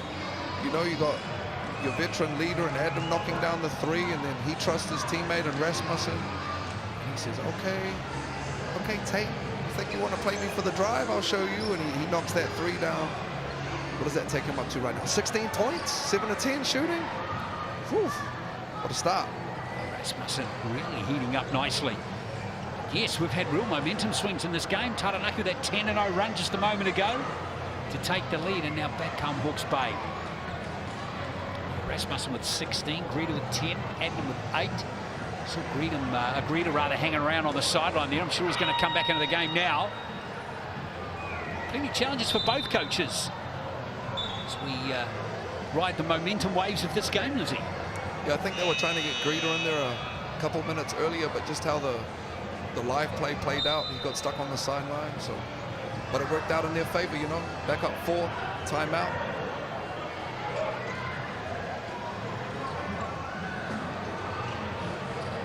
Still plenty to play for before half-time. We've got 2 minutes and 42 to play. Wouldn't pick this at game at the moment. Xavier Adam will check back in here to run the point guard or off guard duties. No, point guard duties, and they'll push Cook off the ball. Here comes now Xavier Adam. 2 live wire guards there with Murphy marking him. Here comes Bailey. A little Iverson action. Oh, Cook has it stripped out of his hands, and Adams away. Here comes Jacob Murphy. Tough in transition. Nice play from Jacob Murphy. That one there. Not to sound too old school, Glenn, but he really got to... You can't let him get an and one in that situation. You know what I mean? You've got to stop the basketball. And yeah, that's just too easy in transition. Riley will know that. Make him earn that thing. Let him feel you a little bit. So Murphy at the Chemist Warehouse stripe to complete the three-point play, which he does so. His first 3 points of this game. A little bit of extended pressure here off the free throw. Oh, and it works too as Murphy gives it to Burton. Can they convert it into more points here, Hawke's Bay? I like that, just a half beat disorganized off the free throw. And turns out trumps for the Hawks on this position. Okay, Adam playing in the post. Yeah, almost succeeding too. And there's Murphy, just a pest on those boards. And just that energy from him and Greta has earned them another position. Again, that won't show up on no stat sheet, but that is like gold if you're Coach Lopez right now. That was all energy and effort right there. Bounce past the Bush, almost caught him on the hop. Greta wants the ball. I like that how Cook's made the adjustment. You can see that Edmund can shoot, so he's climbing up in him. Another O board. Well, Burton, thanks for that one. There is, yeah. It is hard to it is hard to rebound an air ball. I will say that. But Cook in trouble. That's tough. Gets help from Samuel. Stretching this thing out to 8 though. Need to stop the bleeding here. Feel the ears. Great little run from the Hawks. Love that attack from Bailey. Bailey, a little floater. A little bit sloppy closeout. Just rip back to the middle. Beautiful little floater. Cut this thing to 6. Big bucket. Was that stopped the bleeding, didn't it?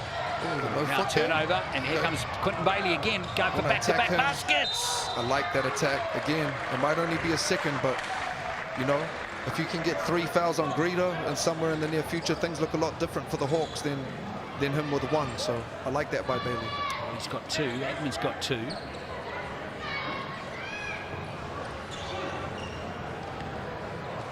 Bailey at the line here. Xavier Green out of the game for the meantime on 2 fouls, by the way. Bailey nails the first. Hawks in the bonus, so the Airs will shoot on every foul for the last minute or so. Airs still got 1 to give if they need it up their sleeve. 2 from 2 from the Chemist Warehouse strike there for Bailey. Narrows that gap back to 4. You'd love to see both coaches getting through some of their bench for meaningful minutes, you know. 2-3 of these rapidly young men that were very productive. Keanu Rasmussen will check back in. He's had an outstanding game so far to finish this thing off. 7 from 10 from the field, 16 points for Rasmussen. He's got his hands on the ball now. I'd love to see them double him here, or like Bailey did, try and blow it up and take it out of his hands. I like that. Just make him uncomfortable. Murphy, beautiful pass. No foul there on Tommy Ferguson. It's going to be Hawke's Bay ball with 2 on the shot clock. Hawke's Big's doing a great job of reeling off the penetration into those gaps for those type of looks. Just great hands by Tuta and not dying on the play. And Coach Lopez has probably got a valid point. Love it. Ooh.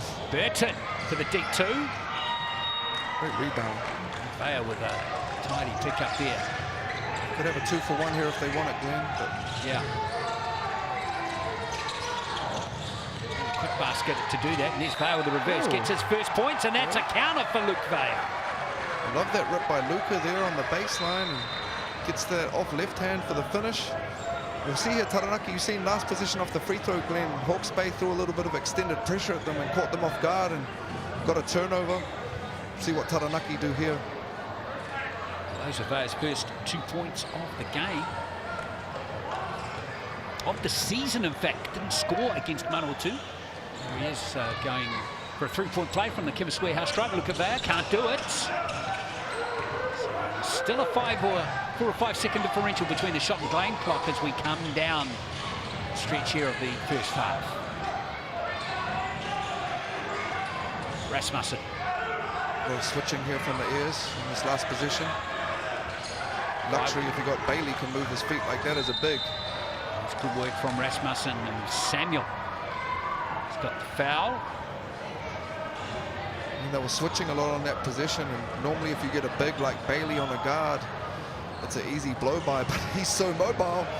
He did a pretty good job there. I think, was that Dane that got his hand in the cookie jar? Yes. They had a foul to give though, so all good. Oh my gosh. Ferguson is fouled this time.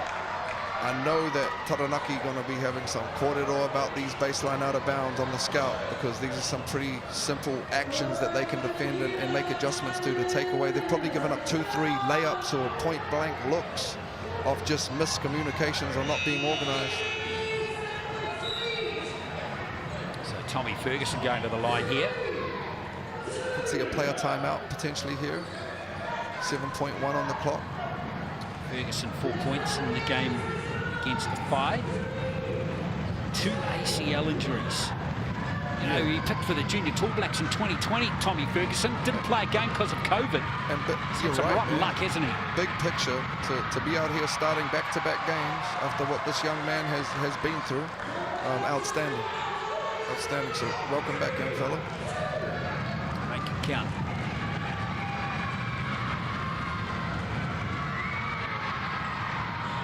Getting 1 from 2. Here's that player timeout. That's a player timeout called by Taranaki. 7.1 left in this second quarter.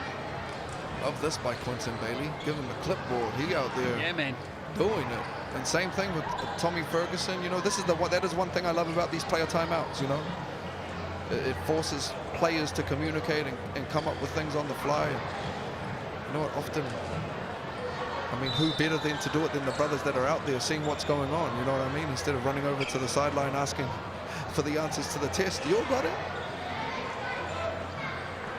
Well, let's see if Bailey's strategy's going to bear fruit here. Plenty of time to play with 7.1 out of the quarter court, half court's an eternity. Samuel. Okay, little lob action. I don't know what happened there. If Yama could have caught that lob. That was up there. I think it's still going to be Taranaki ball, isn't it? I'm not going to lie, I actually like the action. Just the pass maybe could have been half beat lower. Great hustle. So the referee's ruled that one's come off Rasmussen. So this is still going to be Taranaki ball with 4.5 left.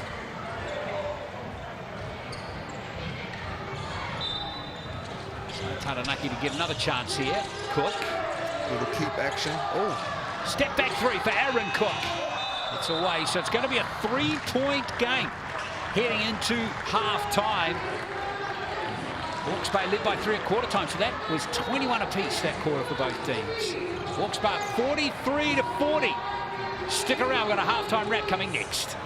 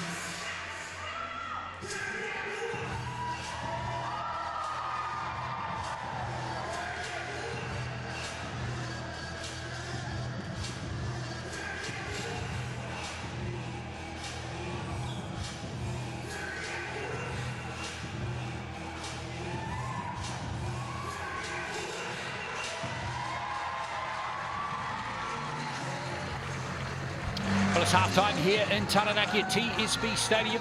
You're enjoying the game, folks, here between the Taranaki Airs and the Hawke's Bay Hawks, with the Hawke's Bay team up 43-40 at half-time. They lead 22-19 in the quarter. That one split 21 apiece. So a tight one here in New Plymouth. Let's get to some Chemist Warehouse stats for you. And I think these are going to be pretty even all the way through. Got pretty much a gut feeling here, Lindsay. yeah, very balanced attack on both sides, but as you can see, Keanu Rasmussen's been outstanding so far. He's halfway to a 30 ball, also got 3 rebounds and 2 assists as well to his name already in just a half of play. Yeah, wonderful effort. We thought he had 16 points at one time, didn't we, Rasmussen? But he must have been on the line with that last 3-pointer. Jones working hard off the ball, as is Clifton Bush. Yeah, Marcel Jones, the evergreen. But on the other side of the ledger, you know, you had a Hawke's Bay team that kind of got beat up game 1, so it's great to see them adjust on the boards. They're up, they're doing a great job. They're up 10 right now on the boards, which is getting them a whole lot of extra positions and giving them a lead at halftime here. Cook Jr. with 5 assists in a half is pretty impressive. Yeah, go with his 10 points so far, Aaron Cook. He's also showing out in steals, which are coming up in just a moment. Xavier Green hasn't had the biggest scoring day so far. He does have 8 points, but I have a feeling the best might be yet to come from him in the second half. Yeah, you're right. He looks like he has the ability to pop, and you see there with 3 steals, I'm sorry, he has the ability to turn defense into offense with his athleticism and transition, so we'll keep an eye out for him in the second half for sure. Yeah, steals on the Hawke's Bay team, all on 1 each, so 30, 43 to 40. Foul counts are pretty even as well, by the way, folks. Tuta and Bailey are the only players on 2 fouls for Taranaki. And for Hawke's Bay, 3 players on 2 fouls. All of them starters as well, Lindsay. We might have to keep a little eye on that one. Adnam, Greta and Rasmussen. Yeah, and by far their most heavy usage players and their most productive players right now. I mean, all 3 of them were 20 plus and effective all over the stat sheet in game 1. They're doing it here again, game 2. I think, in all honesty, if the Hawks want to hang with teams until they get, you know, their import big in Jackson Ball, they're going to have at least 1 or 2 of these other brothers step up and contribute a little bit more offensively. They're doing a great job defensively and on the glass, but in the second half, I think they will need another, you know, at least a 4th brother that can get you 6-8 points to help bridge that gap. Yeah, that might be, you know, thrown. We might look at Ferguson, Durton, and maybe Clifton Bush in that category. Yeah, for sure. Clifton Bush, Ezra Eagle, and also I think Zoe Burton. You know, he's got the ability with Murphy to stretch the court from the 3-point line, and they get 2 or 3 more threes and someone out there, and they can do that, hitting those shots down consistently. They're going to be a problem. 43 to 40 it is, the Hawke's Bay Hawks in front of Taranaki. Lots of drama coming in the second half for sure. Stick around, it's coming up right after this.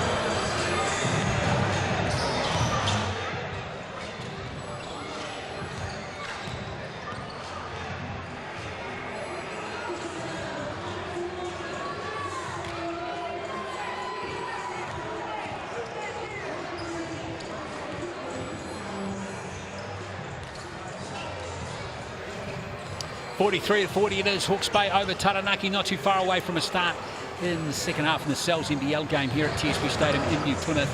Well, amongst all the good news that we've had in New Zealand basketball of late, Lindsay, we've had a lot of it, haven't we? The 3x3 team up in Singapore, Charlie Ledger Walker winning the NCAA title, getting drafted today. Oscar Goodman, part of that Michigan team. We had some sad news in the last couple of days, haven't we? Really sad news. Yes, well, I would be remiss to not speak on Benny Anthony, an absolute legend to play out of here, a Hall of Famer. It is hard to articulate for the basketball community how much he meant. I'll try and speak on this without getting emotional. Benny like a second father to me, myself as a young Māori boy growing up in the game, idolizing and looking up to him. He left us recently, obviously, but you know, he leaves so much. He's a New Zealand basketball legend. He's a West Auckland legend. He's a Youthtown legend. He's an Avondale Kaumatua. He stayed in the community and gave back countless hours to the game and to the rangatahi here. He will be remembered forever. Our thoughts go out to his wife Dorothy, his son BJ, who's a legend here, all of his grandchildren. Yeah, we love you, Ben, and you'll always be with us, brother. Lovely words, mate. Yeah, real legend. Just watching basketball in the early 80s, you know, him, Kenny McFadden, Kerry Boagney, the Hill brothers, you know, it was just fledgling times for the sport here, and he was right in the mix, wasn't he? YMCA in the city, yeah. It was the heartbeat along with Youthtown of basketball in Aotearoa and Auckland. I believe Benny's finally going to be laid to rest on Sunday at the YMCA in the city. If you are about, you know what this man is about, come to the building, show your respects like we all will, and salute somebody who gave so much. He part of the whakapapa, he part of, along with Kenny McFadden, he part of the reason that the game of basketball is where it is at today. So you can't ever forget this, you know, whakapapa of the game here in Aotearoa. 43-40 it is. We're heading into the second half here. Hawke's Bay have gone back to their starting five. Likewise for Taranaki. See, the legend we were speaking off here, Glenn, there's a legend over on the bench working with Hawke's Bay, Alonzo Burton. Yeah. Sorry, Willie Burton. There's and that. I believe he's the only brother that is up there with Benny Anthony in the rebounding world as well. And I'm sure there's a lot of brothers around the country right now that want to articulate what I just said and have a lot more to say. So really appreciate you giving the time to speak on Benny. Yeah, it's really neat when the Americans come over here and fall in love with our country. And there are others too. Tom Hyde's still here, and you know, Bob Montai, who we lost recently as well. Right. And another part of basketball, of course, is a former broadcaster. Steve McKean, a legend from down here. Always remember Steve McKean. Couldn't hit the ocean from the dock. Beautiful play to start there from the Airs. Dane Samuel imposing himself down low for the easiest to lay. And a bit of momentum here to start this thing. Love that from Luka. Let it go, my boy. Yeah, and just like that, Taranaki are in front with a nice little 5-0 run to start this third quarter.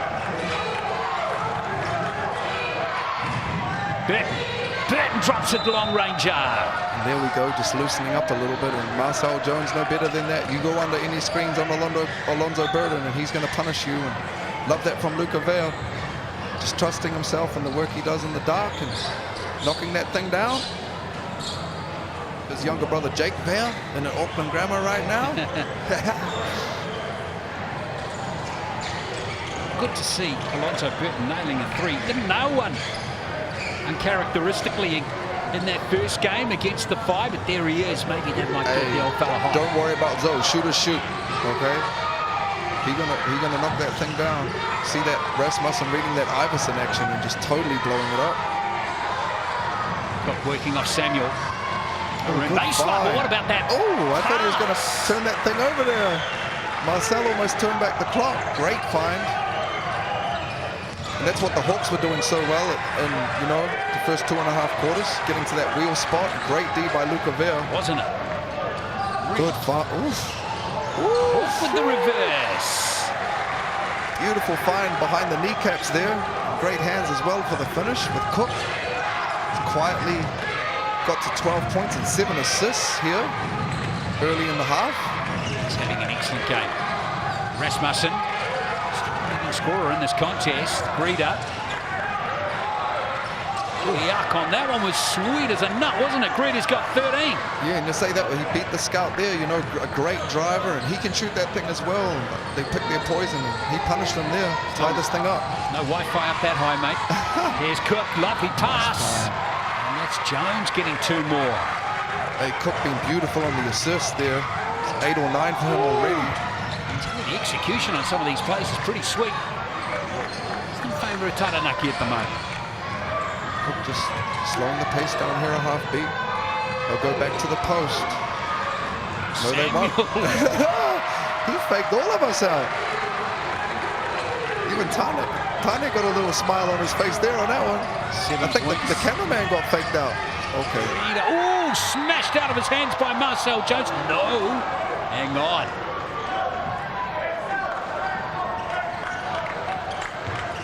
And that's a quick adjustment the Airs are going to have to make, you know, and they started to do it. But if they let Greeder play downhill with space, he's going to cause them problems. He'll get to the free throw line, he'll get layups, he'll cause you foul trouble. So stop that basketball early.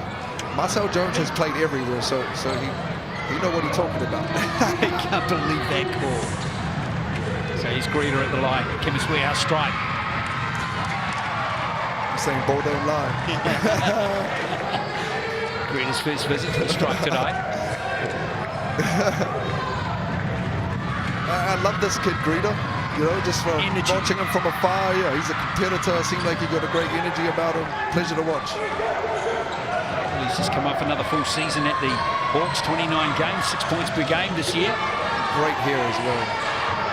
Well, I think that's up for interpretation. Here is Green. Ooh. Nice from Xavier Green. Great pace there, just a little hezzy, inside hand finish. That's tough. Rasmussen. Great back cut by Edmund. Great corner find. Needs to nail it to finish a beautiful move from the board. That'll be great for his confidence. Now, you were just talking at halftime about the need for one of those other players to step up. Burton showing signs of that one. Let's have a look at Jones for 3. He can shoot from long range. What a start to the second half for Marcel Jones. He's on 12 points now. Marcel can fill that thing up, you know. He's definitely not shy, so they're going to have to make that adjustment. Rita in the space by... Oh, he's lost it. Hands, Luca. Oh, it's come off foul. Says the referee. The rare triple complaint.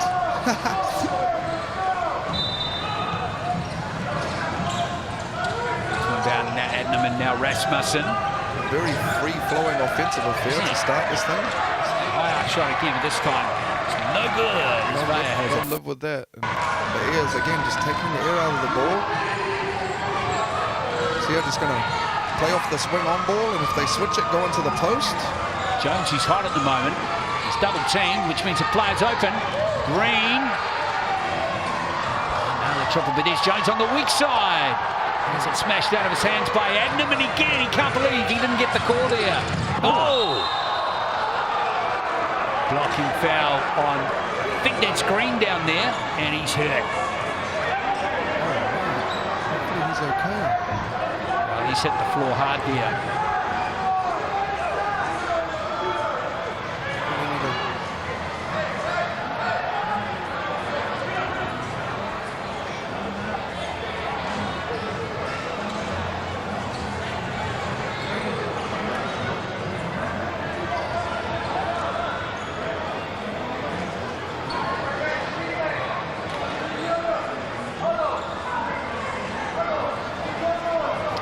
.53 to score. 3 players in double figures for Taranaki.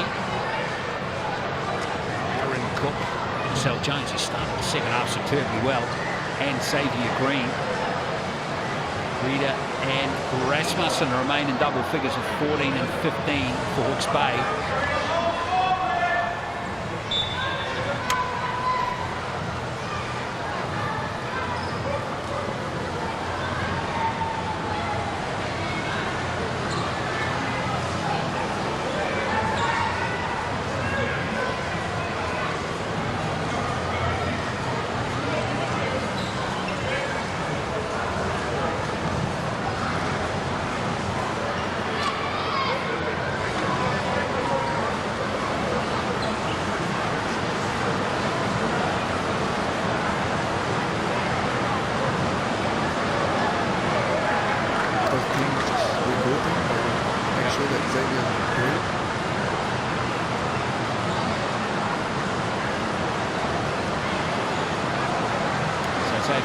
still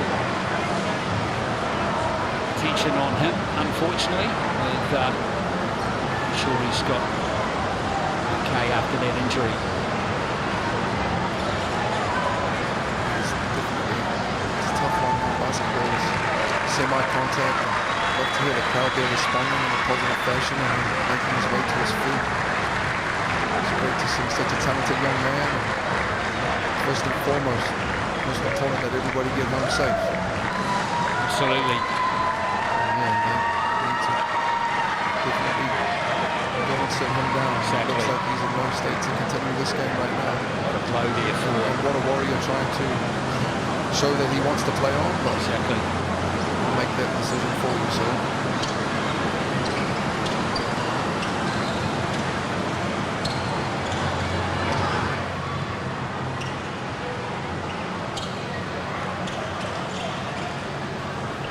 So here's things to say to his teammates. Great to see them supporting each other. Yeah, he's taking his time.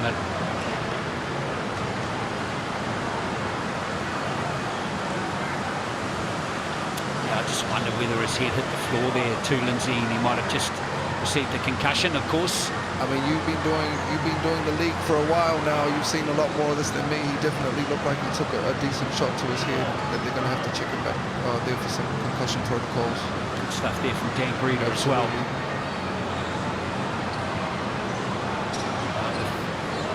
That is the end of him in this game. It's going to be a blow for Taranaki. Here's Dan Greeter. Spain need these points with the lead just out to 5 at the moment. This is the biggest lead Taranaki have had in the game. And although it's unfortunate for the Airs, this is the time to pounce if you're the Bay, you know. Right, just knock down a free throw. One of their better players, unfortunately, has to leave the game. This is our time to make a run. Absolutely. So Bailey checks back in now for Green. Nice move from Cook here, and that's been tipped by Burton and Rasmussen. Great kick ahead. Here's Adnam for 3. Oh, so close. Rasmussen just couldn't quite time his leap to get the ball as Samuel. Samuel coast to coast. Just shrugged him off there for the right-hand lay. Here's Rasmussen slap. That is like a practice attempt. Oh, I don't know how he missed that. It's too easy. He still hasn't scored in the second half, Keanu Rasmussen. Okay, and they'll continue to milk this here, Glenn. You know, they're kind of going off that wing on ball and trying to get the switch. 3 fouls on Greeter. So that Pretty could soft foul, that one, wasn't it? It was, but again, smart play by the veteran. Just kind of sold it, you know, and enough for the referee to think about it. And if Greeter has to go sit down, they're a totally different look outfit. So don't be surprised if they go back to the well here and try and play out of the post. Will Lopez, the coach of Hawke's Base, keeping Greeter out there for the meantime on 3 fouls. Here's Samuel. If they don't send anybody, you're going to punish them. It's a pretty good look. Isn't it? Created a space for himself beautifully there, Dane Samuel. He goes Adnam baseline. Finds Burton in the corner. Now Adnam back in position. Nice play from him. Doing a great job of finding those corners, Adnam. And Greeter had a long time to set that one up but couldn't nail it. You can see the scout there. They're kind of happy to play him for the drive and live with the contested shot. Samuel again. Greeter out there always ready to shoot those passing lanes. Samuel's just too big to get Greeter away. And there's a 3 from Cook, who's got 15. And Taranaki roll forward nicely, despite the injury to Xavier Green. And you're right there, Dane Samuels, that's a big body to try and get around on them screens, on multiple screens. And Cook just gets himself enough airspace there to knock that thing down. Big hit. Stretch this lead out. He certainly does to 6 points. 60 to 54. Got to talk about Marcel Jones. How good has he been in the second half? He's up to 12 points and 7 boards now. He's been great, 12 and 7, and again, I don't even think that shows his true impact. You know what I mean? Like, he's very under control. He's kind of controlling the pace. They're using him as a facilitator down low, and he's not forcing anything. He's making the right play. The hockey assist that we spoke about in the game previous. So, love what you see from him. Coach Josh White, I tell you, he's done a pretty good job, John White, to get this team into a very good position. I think in their heads, they've been competitive, tough, and they've overcome some adversity in their first game and a half. Absolutely. You know, the first game, like you said, kind of worked their way out of a hole, and already here you got one of your better players has taken a knock to the head, and they've already responded to that. So great signs early on for a kind of a relatively new group. What's the response going to be from the Hawks? That's the question now. So signs of life from Burton earlier on in this quarter, which kept them in touch. Now they've got this 9-point deficit to overhaul. Cook Jr.'s been outstanding, 15 and 10. Still got 14, 15 minutes of gameplay left. Oh, get on the ring.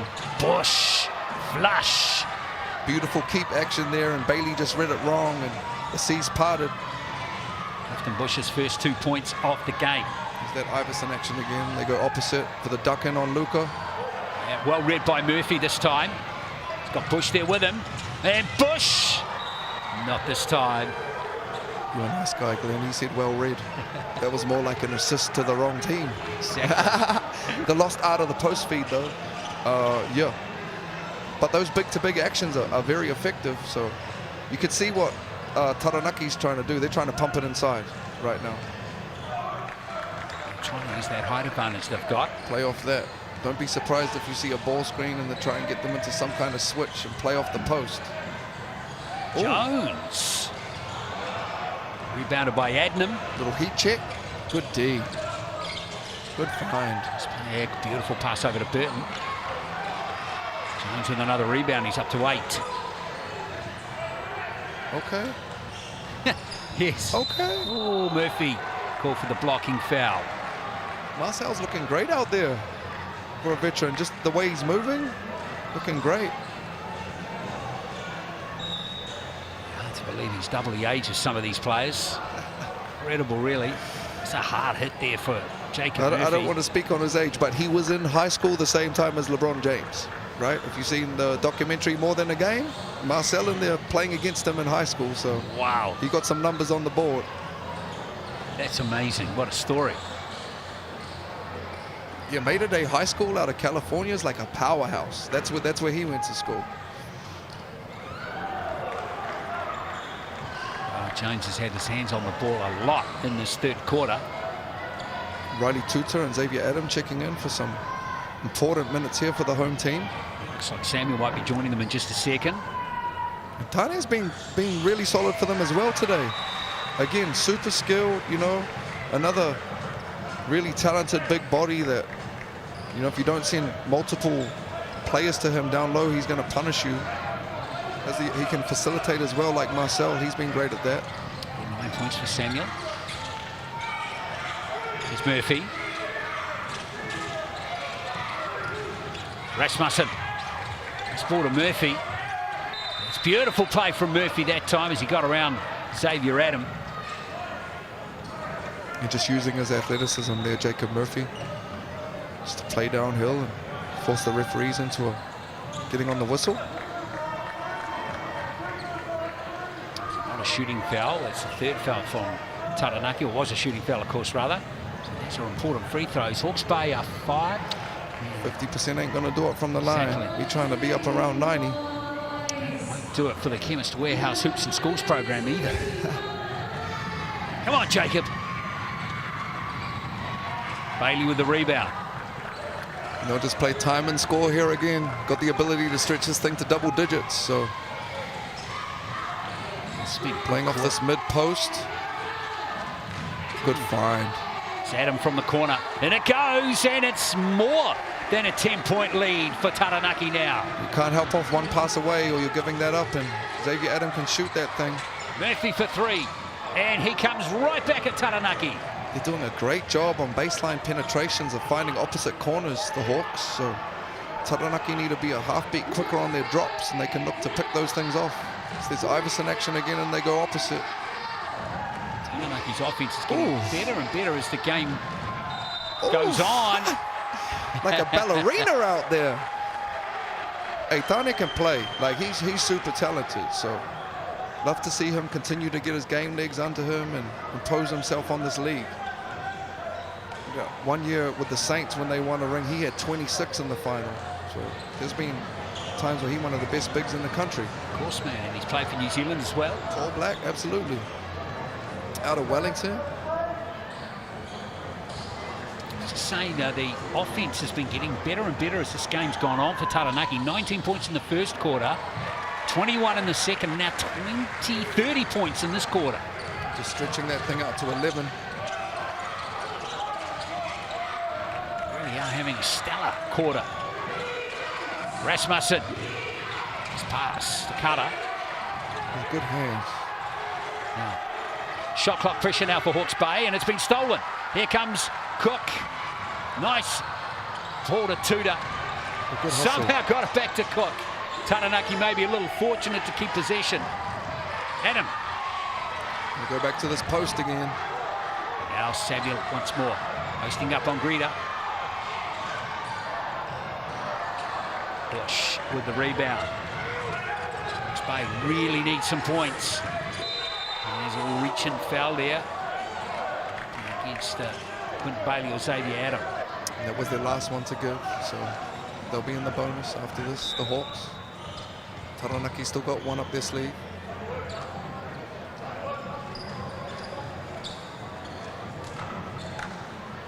Ezra Eagle and Kobe Carter will finish the quarter here for the Hawks, along with Jacob Murphy. Couple starters. Quinton Bailey. There's a foul on Adam. Just got Carter a little push. It's exactly what you ask your little point guards to do. So, yeah, it's a tough call, but gotta live with it, move on. But that's what my man Cook, as a fellow point guard, is explaining. Like, hey, that's what they tell us to do.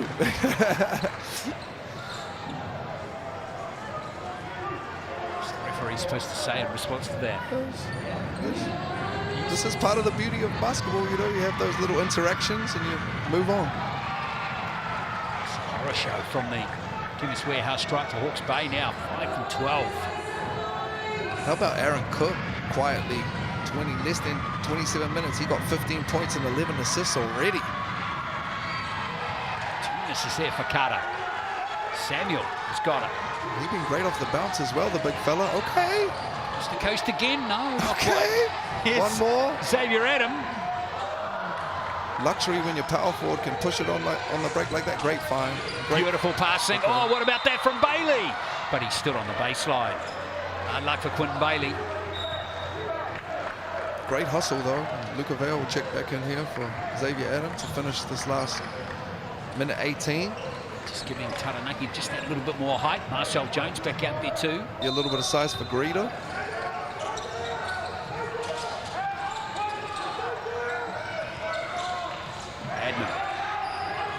Short clock here, middle on ball. Oh, great read by back to Ayers. Greta. And Greta rattles in a much-needed three-pointer. Great screen, great short roll to the nail and made the right read to his man for the 3 to cut this thing to 8. Hawke's Bay need to stop now. Here's Cook. Back to this on ball kind of post look. Cook. It's good stop from Hawke's Bay. Now they need to turn this into points. 2 for 1 if they want it. Oh, Greta. That's so unlucky. It's tough. Just when Hawke's Bay needed 2 more points, 3 more points.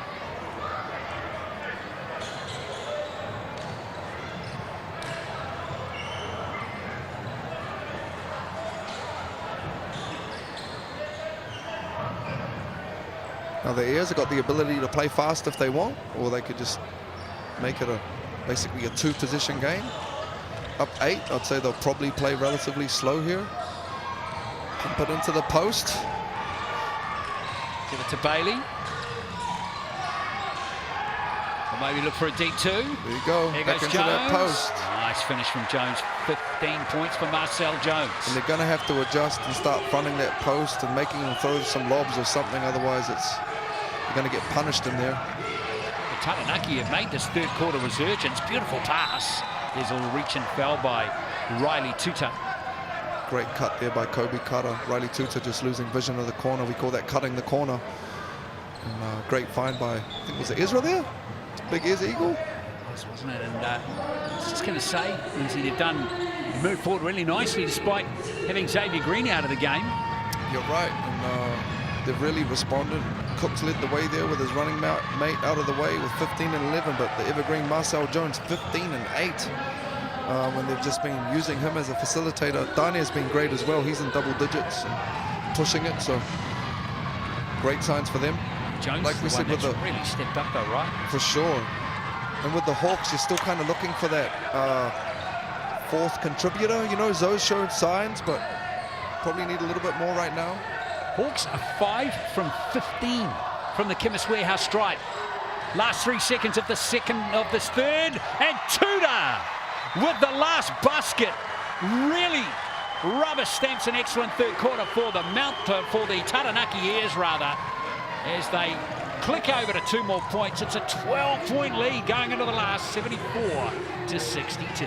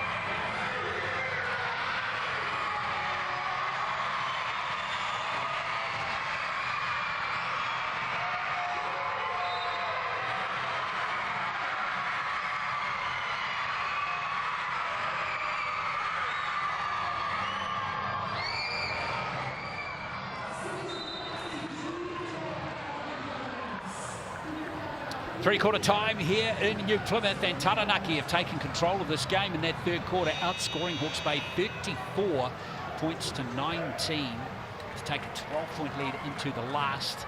Large pepperoni pizza there, $35. Just scan that QR code, folks, and get into that special until next Wednesday. A big job here of Hawke's Bay.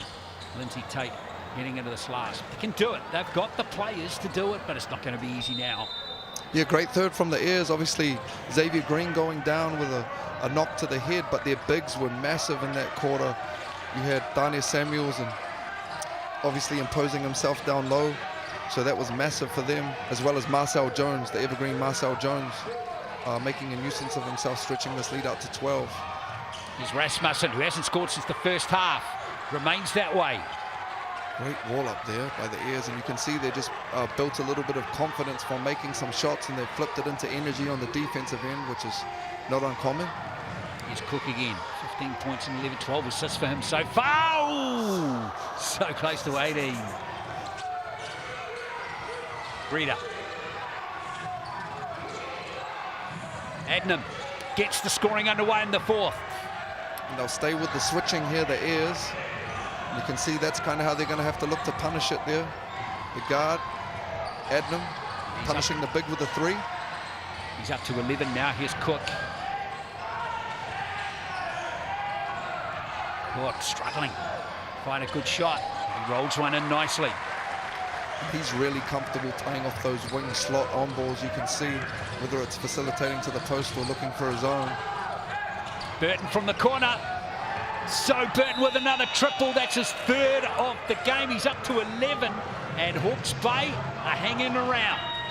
Big hit there by Zoe.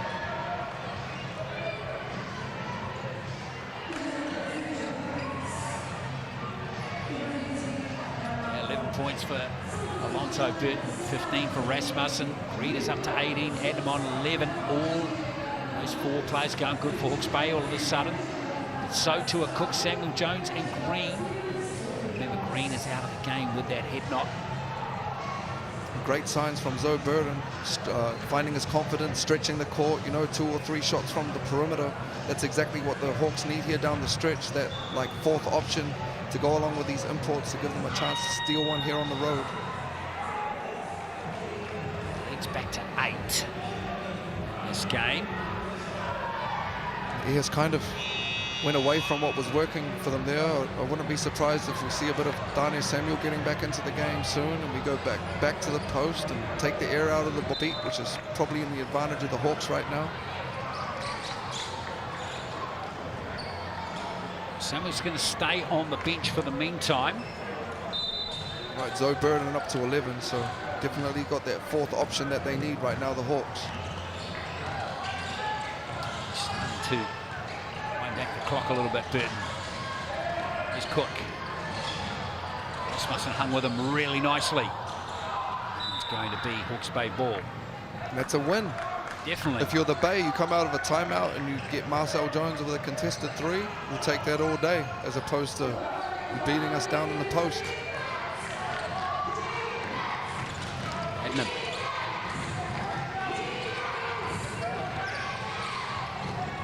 Oh, poor pass from Adnam that time. Easily picked off by Vauer.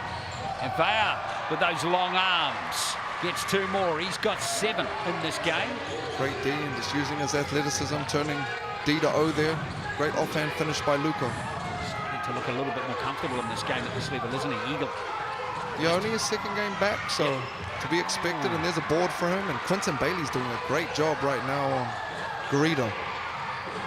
Uh-oh. Jones for 3. Here's Bailey.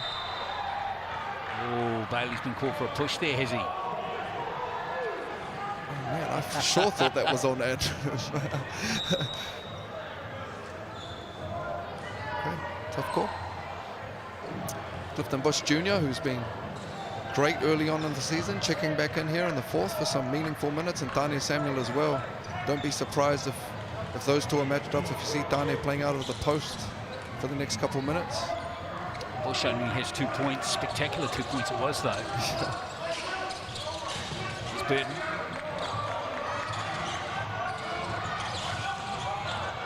Adnam trying to create. Does so well there. Strong take right there by Adnam. 13 points for Kyle Adnam now, the Australian. Back to 8 again. Hawke's Bay outscoring Taranaki 8-4 so far in this final quarter. Samuel. There he is, just putting his back on him again. That's too easy. You're not going to get a better look than that, though, so they'll be happy to keep going to that. Rasmussen bumped by Vauer. Now, Hawke's Bay at that free throw line. Let me get those numbers for you again. 5 from 15 for 33%. Yeah, that's, I mean, that's an easy fix, though. You know, you make another 9 of those and we're winning. Exactly. Crazy, eh?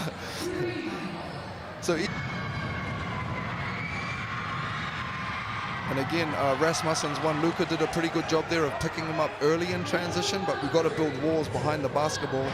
Tough proposition if it's one-on-one playing downhill. Rasmussen finally rattles one in. 6 from 16 now.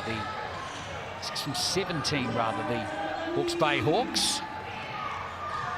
Rasmussen's up to 16 points. That free throw was his first point in the 2nd half.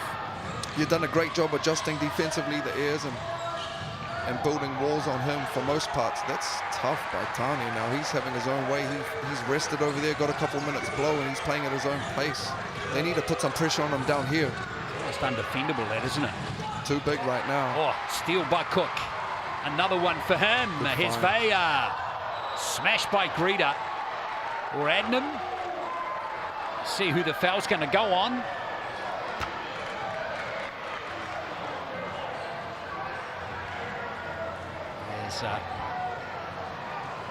You love that push by Cook, and he rewards his wing, Luca, who You know, he's been working hard and playing a lot of D and rebounding. You reward him for the defense and running the lanes, and he'll get a couple free throws. Beautiful from both of them.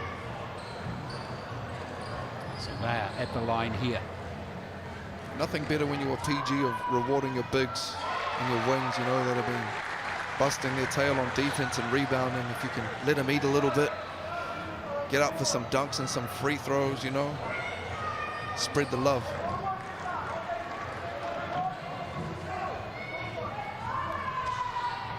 Nice start from Luka Vea. Huge position here for the Hawks.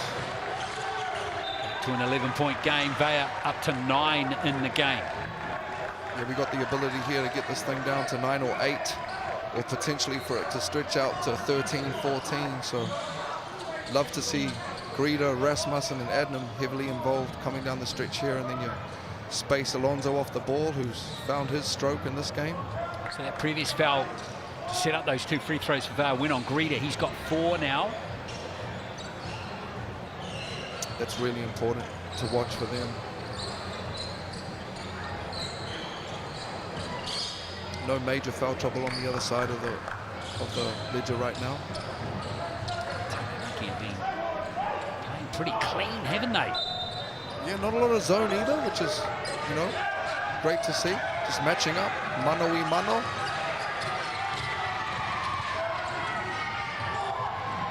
Like those two getting after it. Good D, good O. Great rebound by Luka with the breakout dribble. It's one of those nights for Greta, though, isn't it? Hey, I would say there's been a few down this end as well. He has actually. Mismatch. Samuel. Mismatch here. They better send somebody or this is a bucket. It's behind the back pass there. And Greta's got the rebound. Probably just let that go a half beat early. Great find, but he probably could have had a layup if he wanted it. Greta, nice drive. And there's a foul there from Quentin Bailey. That is a tough drive. That Bailey is working and moving his feet, and he's an athlete, but Greta, tough finish. Again, love his energy. He does not stop. That's 4 fouls on Bailey.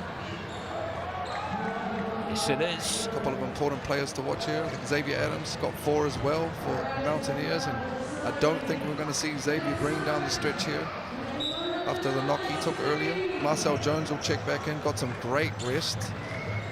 Yeah, he's having an excellent game. 15 points, 9 rebounds, only 1 foul.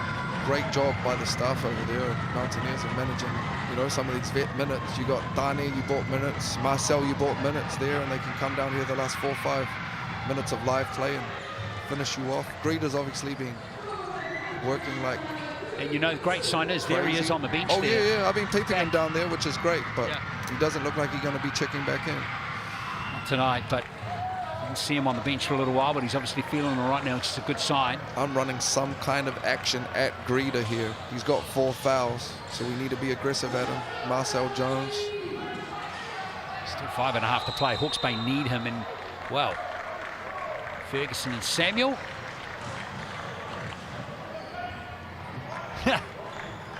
Ferguson's going to lose that one. veteran play there by Dane. Just hit him with the little kind of underhook. Can't do a whole lot with that. You're going to get me, man. Here's Cook with the ripped inbound pass. Short clock off the baseline, out of bounds. Foul.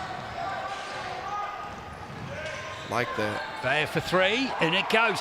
Luka Vea starting to show his skills. He's got 12 points. I love that. Luka can shoot the ball if you don't honor it. The defense went under and disrespected it, and he let them know what time it was. Well done. Didn't give us much in that first game, but he's showing out here. Beautiful pass from Greta into Ferguson.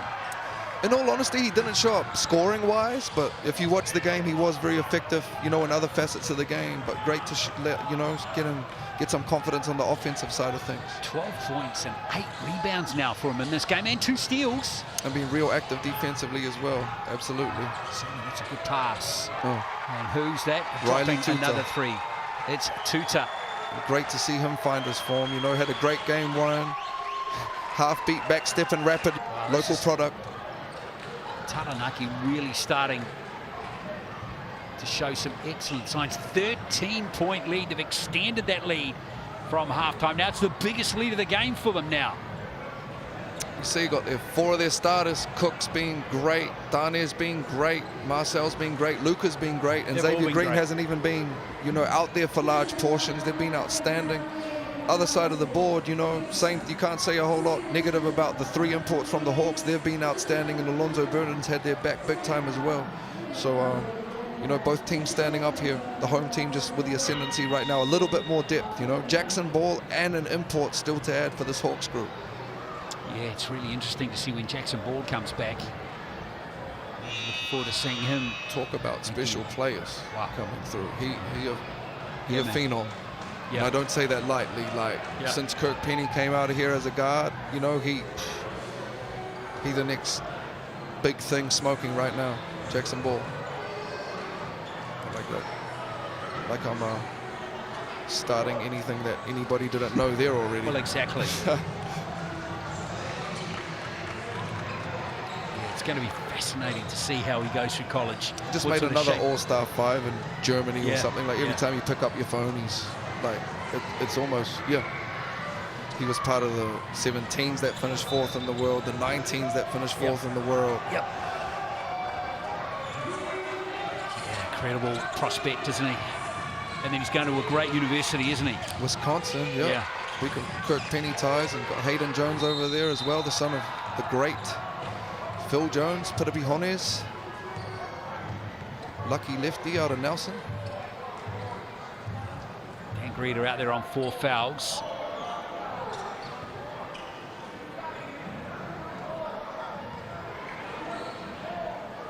And he is going to continue to put pressure on you for the entire 40 minutes that they let him out there, Greeder. Please believe. Ayers in the bonus for the rest of the quarter here, so something for them to watch. Hawks Bay still got a few fouls to give, as you can see.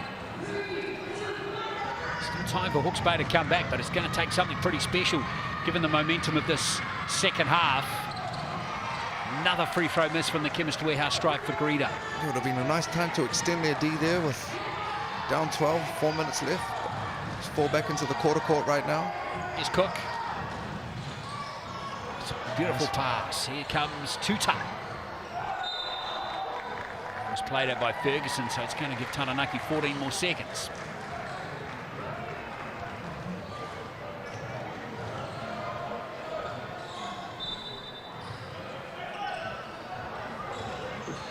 Jones for 3. Here comes Hawks Bay. Adnan with a beautiful pass. Greeder. Rolls for Dan Greeder. He's up to 23. He's the leading scorer in the game. Hawks Bay giving their fans hope again. Cook working off Samuel. Put up the 3, Dane.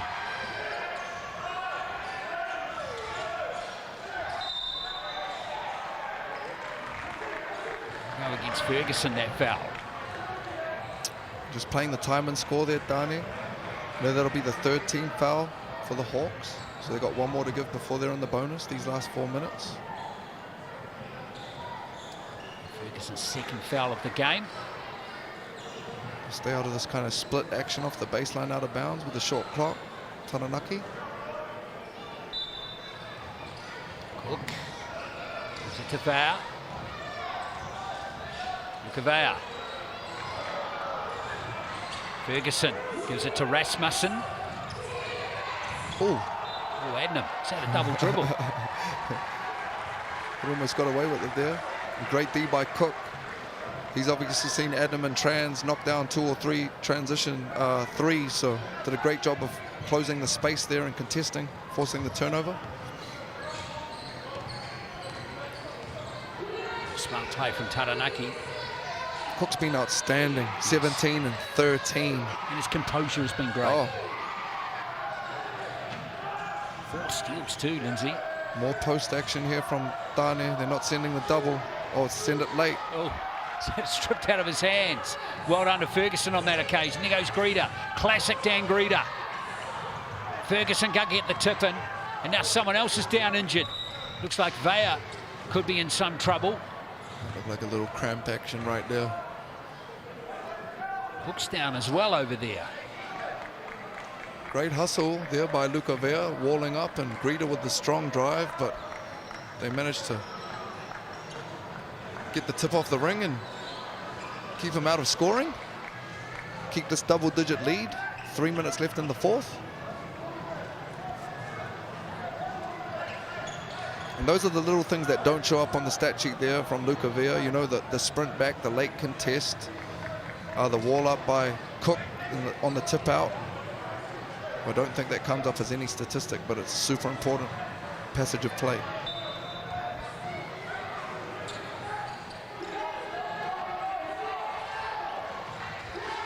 Vea, who's had a terrific game, showing us his skills nicely in this contest. 12 points, 8 rebounds, 2 blocks, 2 steals. Samuel for 3, and there's Jones getting the rebound. Jones from the corner, and it goes from Marcel Jones. What a stellar game from him.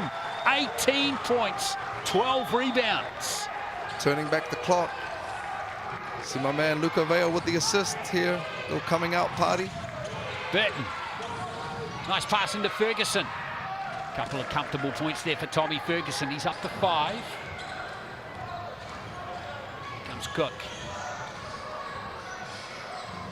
Aaron Cook has had it knocked out of the hands there, and here comes Greta, uncontested, and Adnam rolls in 2 more.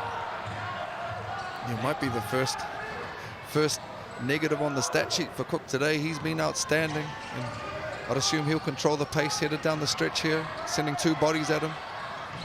Cook passes to Samuel, just gets it in the nick of time, Samuel, and gets the foul. And who's that one gone on? Let's have a look here. Alonso? No.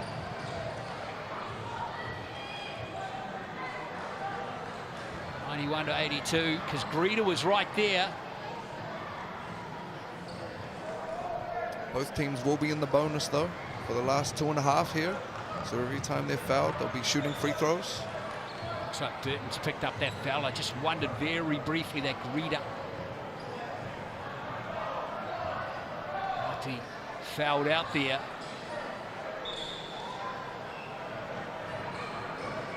And he's still out there.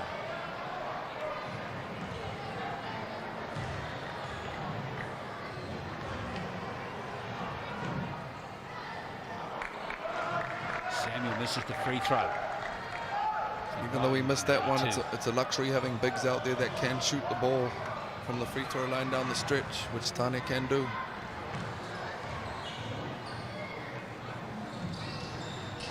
Nice stuff from Dane Samuel. A real team performance from Taranaki in this one, hasn't it? Very balanced. That's just way too easy though off the made free throw to cut this thing to single digits again. And here we go. Turn him over, Rasmussen. Mr. Sitter, they're going to cut it to 6. Wow. A little bit sloppy here the last 2-3 minutes. Burton's conceded another foul there. And if you're the Taranaki Mountaineers right now, you know that the other team is going to press up every opportunity. So it's just strictly your job to huddle, get organized, and execute and finish your breakfast, whether that be live play or from the free throw line. Coach Lopez just picked up a technical foul there. Yes. Understandably, you know, frustrations of some of what's gone on for his crew this evening.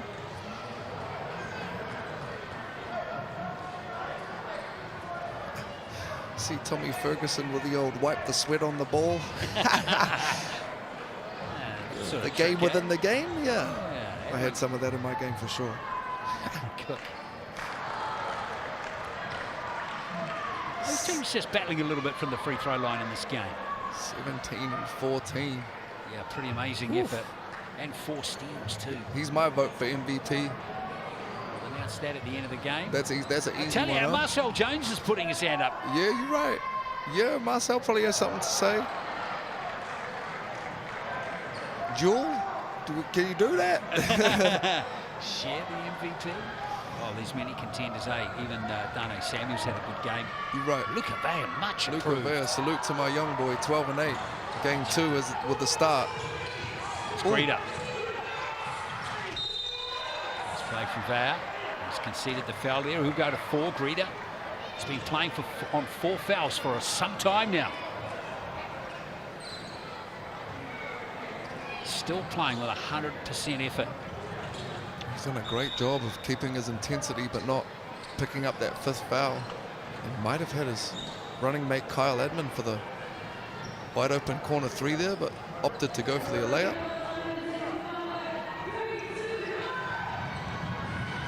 Hawke's Bay looking to cut this to 6 with 90 seconds left. You've got to get organized here if you're the Airs, you know. Almost turned the ball over a couple times in these scenarios, so I'd love to see them get into their little press break action.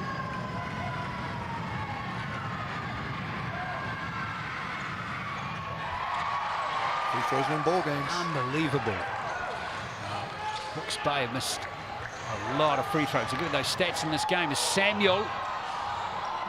Nicely gathered there by Rasmussen. Time really against Hawke's Bay here. Burton settles for a 3. And Jones, that's come off him. It's going to be Hawke's Bay ball. He's doing a great job of getting in there and battling for those rebounds, Marcel Jones. A matchup here, man-to-man, to finish this possession. Short clock for the Hawks. Basket here might make things a little interesting. 3-pointer, be nice. Yeah, it would be. Burton. One more. Rasmussen's going to put it up. And that might be that. Another rebound from Marcel Jones. You're right, he wants that MVP. Here's Vea.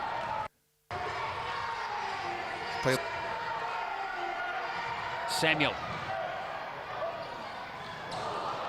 Here's Burton. Spain need a quick 3. Adnam chooses to drive to the basket. Can't finish off. Vea. Hawke's Bay. Now to come up short in this game. As we see Greta foul out there. He's going to foul out with 23 points, 9 rebounds and 5 assists. Pretty lion-hearted performance again by the small forward there for Hawke's Bay. Salute Dan Greta. Not much else you could ask from that young man this evening. He left it out there on the floor like he always does. So I'm sure once he gets a couple of his running mates back, Hawke's Bay will be headed in the right direction. Luka Vea, as we mentioned earlier, much improved from the first game for Taranaki in this one. He only got 7 rebounds, no points in that first game from 25 minutes. But this one here, Luka Vea, 13 points at the moment, 10 rebounds, so a tidy double-double, 2 steals and 2 blocks. Really, really proud of this young man, Glenn. Having caught it all with him within the last 2-3 months about, you know, his future and if he wanted to keep pushing at this level. And I'm so glad that he's found a space where they're kind of letting him play and find himself. So the early days, but salute young Luka. Keep going, my boy. BNZ player timeout called by Hawke's Bay. And again, if you're new to the league and you're kind of wondering why in a game where they won't have a chance of winning, they're calling these timeouts, all of these points add up, big picture in the season, to making the playoffs. Scan the QR code, folks, to get your ticket to the big game. 5,000 tickets to give away to school groups, community groups, sports groups. Come along and see an NBL game. Fill out your group's details after scanning that code. Grab your tickets to the big game with thanks to BNZ. Here's Adnam. Playing for this points differential. Can't muck around here, Hawke's Bay. Murphy for 3. And Samuel's got it. And Taranaki are going to finish round 2 with their 2nd straight win. Very tidy start to the Taranaki Airs season. A win over Manawatu in game number 1. And now they've got this victory over Hawke's Bay by 9 points. Exciting times down in Taranaki, 93-84. They get the win over the Hawks. Yeah, Aaron Cook Jr. outstanding this evening. 17 and 14. Backed up by Tanya Samuels. He had a strong 15. Marcel Jones, 18 and 12, turning back the clock. And that's without their main guy, Xavier Green, sitting out. He had a 30-piece in the first game. Salute to my young boy, Luka Vea. 13 and 10 for our Tongan whānau. Let's announce our MVP of the game as well. And it's going to be Aaron Cook. 17 points at 58%. 2 from 5 from the three-point line. 14 assists, 3 rebounds, 4 steals. And he's our Cells NBL MVP for today. Yeah, pleasure to watch him play, and obviously the 9th most games played ever in NCAA Division I history, so you can see his kind of resume speaks for itself, and it showed this evening watching him play. Pleasure to watch. All 5 of Taranaki starters getting into double figures in this game too, Lindsay, as we check out the Chemist Warehouse stats. Oh, you're pretty happy if you're Taranaki coaching staff over there looking at those numbers, especially considering Mr. Green missed almost a half. A lot of positives to take away there. And same thing if you're the Hawks, you know those top 3 can put numbers on the board, but you got Zoe stepping up today as well. Marcel Jones, 12 rebounds. Luca Ver, 10. Outstanding. And my man Greeta's got a motor. Ferguson chimed in nicely for Hawke's Bay, 2 of 8. Cook, 14 assists, stands out like a beacon. It really does. Kyle Anden will give you 6, which is great. And Greeta, but 14 at this level is like, I wonder what the record is for Taranaki single game assists. That's a lot, 14. 6 blocks in the game too for Taranaki. Just a couple there for Hawke's Bay. And Aaron Cook, as we mentioned, is going to show out on the steals category as well. Ooh, yeah, 1 a quarter. Man, he'll be stoked with it. Second game in the country, he's definitely adjusted. And Rasmussen, again, he was great this evening for the Hawks, both ends of the floor. So Taranaki go to 2-0. And Hawke's Bay are 0-2, but they both have more games to come in round 2. Here are the games to come. The action continues tomorrow night in Dunedin. Otago playing Nelson, and then we're at Franklin on Thursday. Can the Bulls or the Sharks get their first win of the season? What about the Hawks and the Jets? Both teams are 0-2 now going into that game. And the Phi and the Airs, that's shaping as a pretty important clash now, with the Phi looking for win number 2, and Airs by then will be looking for win number 3. So that wraps it up here from Taranaki. Thank you very much for joining us here. We hope you enjoyed the game. Congratulations to Taranaki with a very good win. They had to fight back from a deficit again to win, but they got the job done 93-84 over Hawke's Bay. We'll catch you for more NBL tomorrow. Mā te wā.